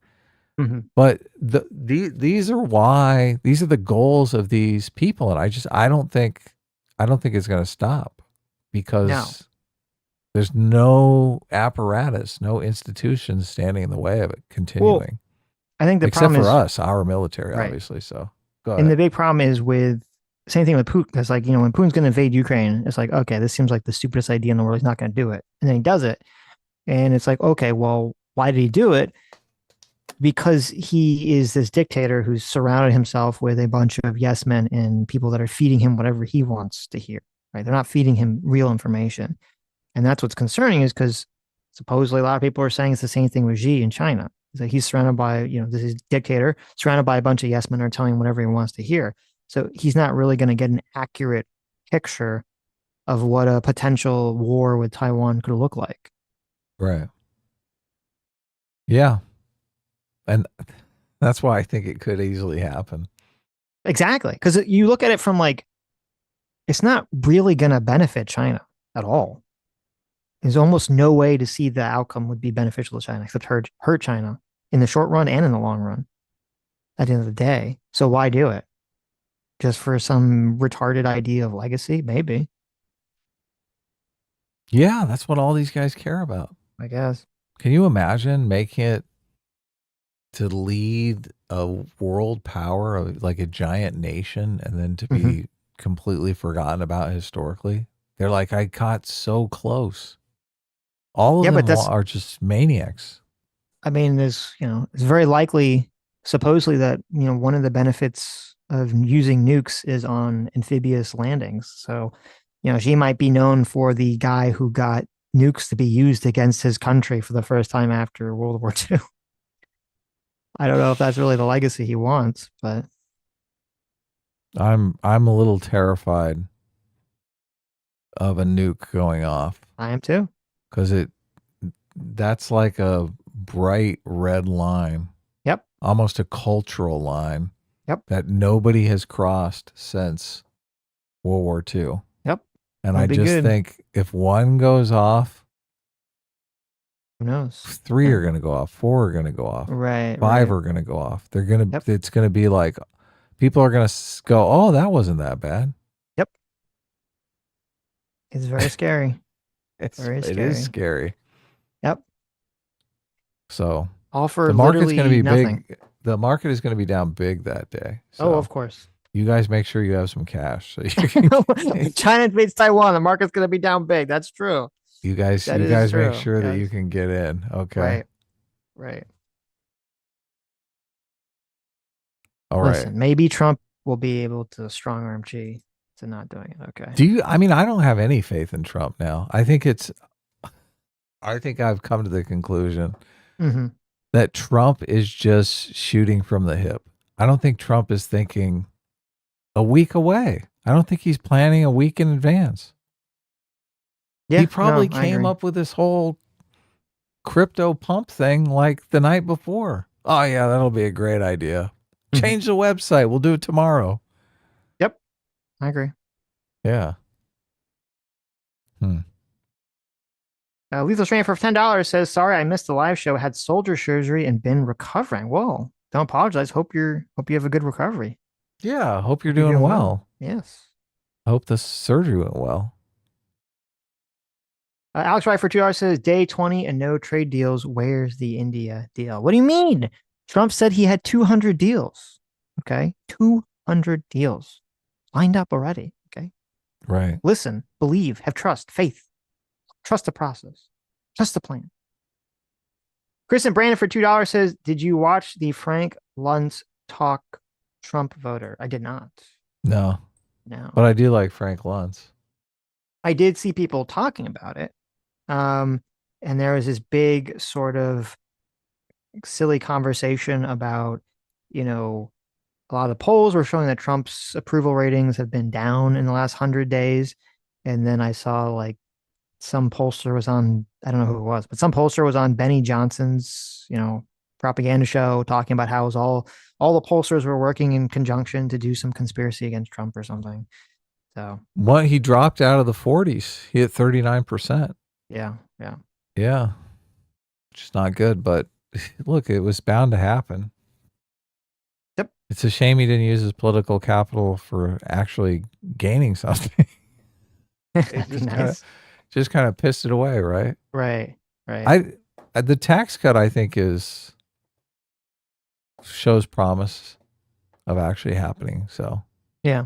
Though I don't know if you saw it, Stephanie Kelton was on X saying that tax cut is going to be a huge disaster. And then actually, it was kind of interesting. Maybe we'll look at. I thought I saw a clip of Mr. Wonderful, who's a big Trump supporter, talking about he thought the tax cut was like a bad idea too, and would help usher in class warfare. So we'll find that clip for Thursday. Kristen Branford Jr. says, if you hate movies, why not just read the comics? Well, Adam can't read. Sitch hates movies. So you don't hate movies. Most of these Marvel movies anyway. Yeah, but look, Sitch doesn't like anything. Sitch fucking hates everything. That's true. I do hate everything. That is true. It is true. Yeah. I used to read some of the comics. I read a lot more manga nowadays than I read American comics. I used to read American comics back in the day. I don't know, they're just not that good either. I think for the most part, they're just not that good either. And then obviously they became kind of pretty woke in the last decade. So I listen to the comics channels that basically tell the plot lines of the various comics. So I like those. The ones that don't have music in the background. But there you go. A lot of comics, when I was reading comics, it all suffered from mystery box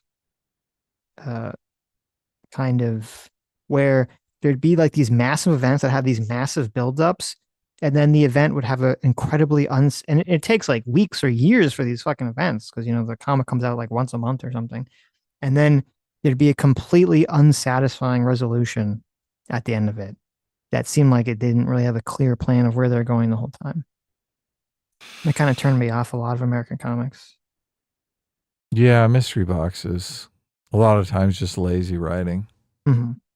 You got to know what's going on to imagine how some interaction is going to resolve itself. Because that's the fun of watching it.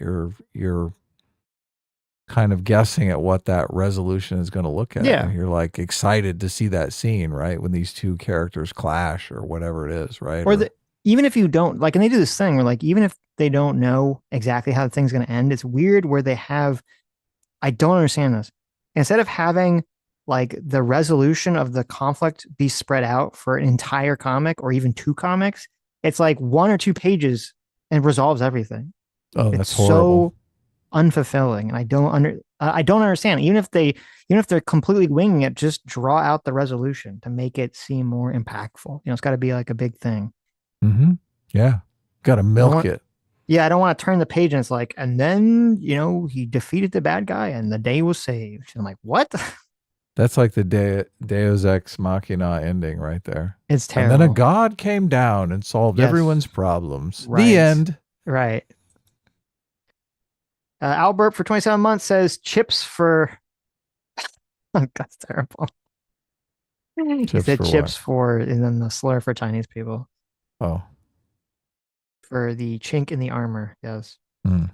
Lethal Strain for $5 says if we went into World War II work mode, disregard small regulations, we'd have factories in weeks. Getting the machines for the production is the issue. Yeah, that is true. Obviously, if we had to ramp up things for World War III or something, I mean, we would. We would cut all the regulations and just go full steam ahead. So, Brian for $5 says if China takes Taiwan, they would have near full control of the Pacific Ocean around Southeast Asia, kicking the American Navy and influence out. Yeah, but I don't think it would be if they successfully did it. I don't think it's going to be easy. I think it's going to be a long, bloody campaign, and it's not going to serve them well. So, and it's not going to be worth it. It's not going to be worth it at the end of the day.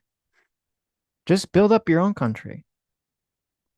I know it's hard. He's a fucking authoritarian dictator, but build up your own country. They have to liberalize to do that, and they're never going to fucking do that. They're never going to do that. It's too much risk to their power. I don't know, because it seems weird to me, because like these guys are, I believe that Xi could liberalize the government more and more, liberalize the business more and more, so that it does better and better and better, and still retain power for at least 20 years. By the time he's old and is fine, leaving or dead, right? It doesn't make sense for him to be like, no, forever. I must, have this infant. Yeah, it's not gonna last forever, but who gives a shit? He's a fucking petty man. Okay.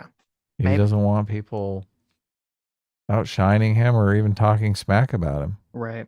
Yeah. I mean, they're gonna ban Winnie the Pooh. That is true. Fondue for $2 says the thing for me is all the regimes never stop after unification. Of course, they're just continual. I think with these people, this is what I think a lot of the isolationists, a lot of the appeasement people, they don't get. With a lot of these like dictators, it is pathological. That's why it doesn't logically make sense. I think it is pathological. Even if they're doing something logical to get their goal is pathological. It's not really motivated by something that is logic or sense. It's motivated by some deep emotion or intuition. So, anyways. All right. This was great. A lot of fun. Thank you all for coming. Thank you all for incredibly generous donations. We're going to talk about Severance and Loki on the Media Channel tomorrow night, and then we'll also see you on Thursday. Take care, everyone. Bye-bye. I stole it. I stole it from you. Like okay. China. I give it to you. Take my Taiwan. I'm going to take it. Bye-bye is your Taiwan.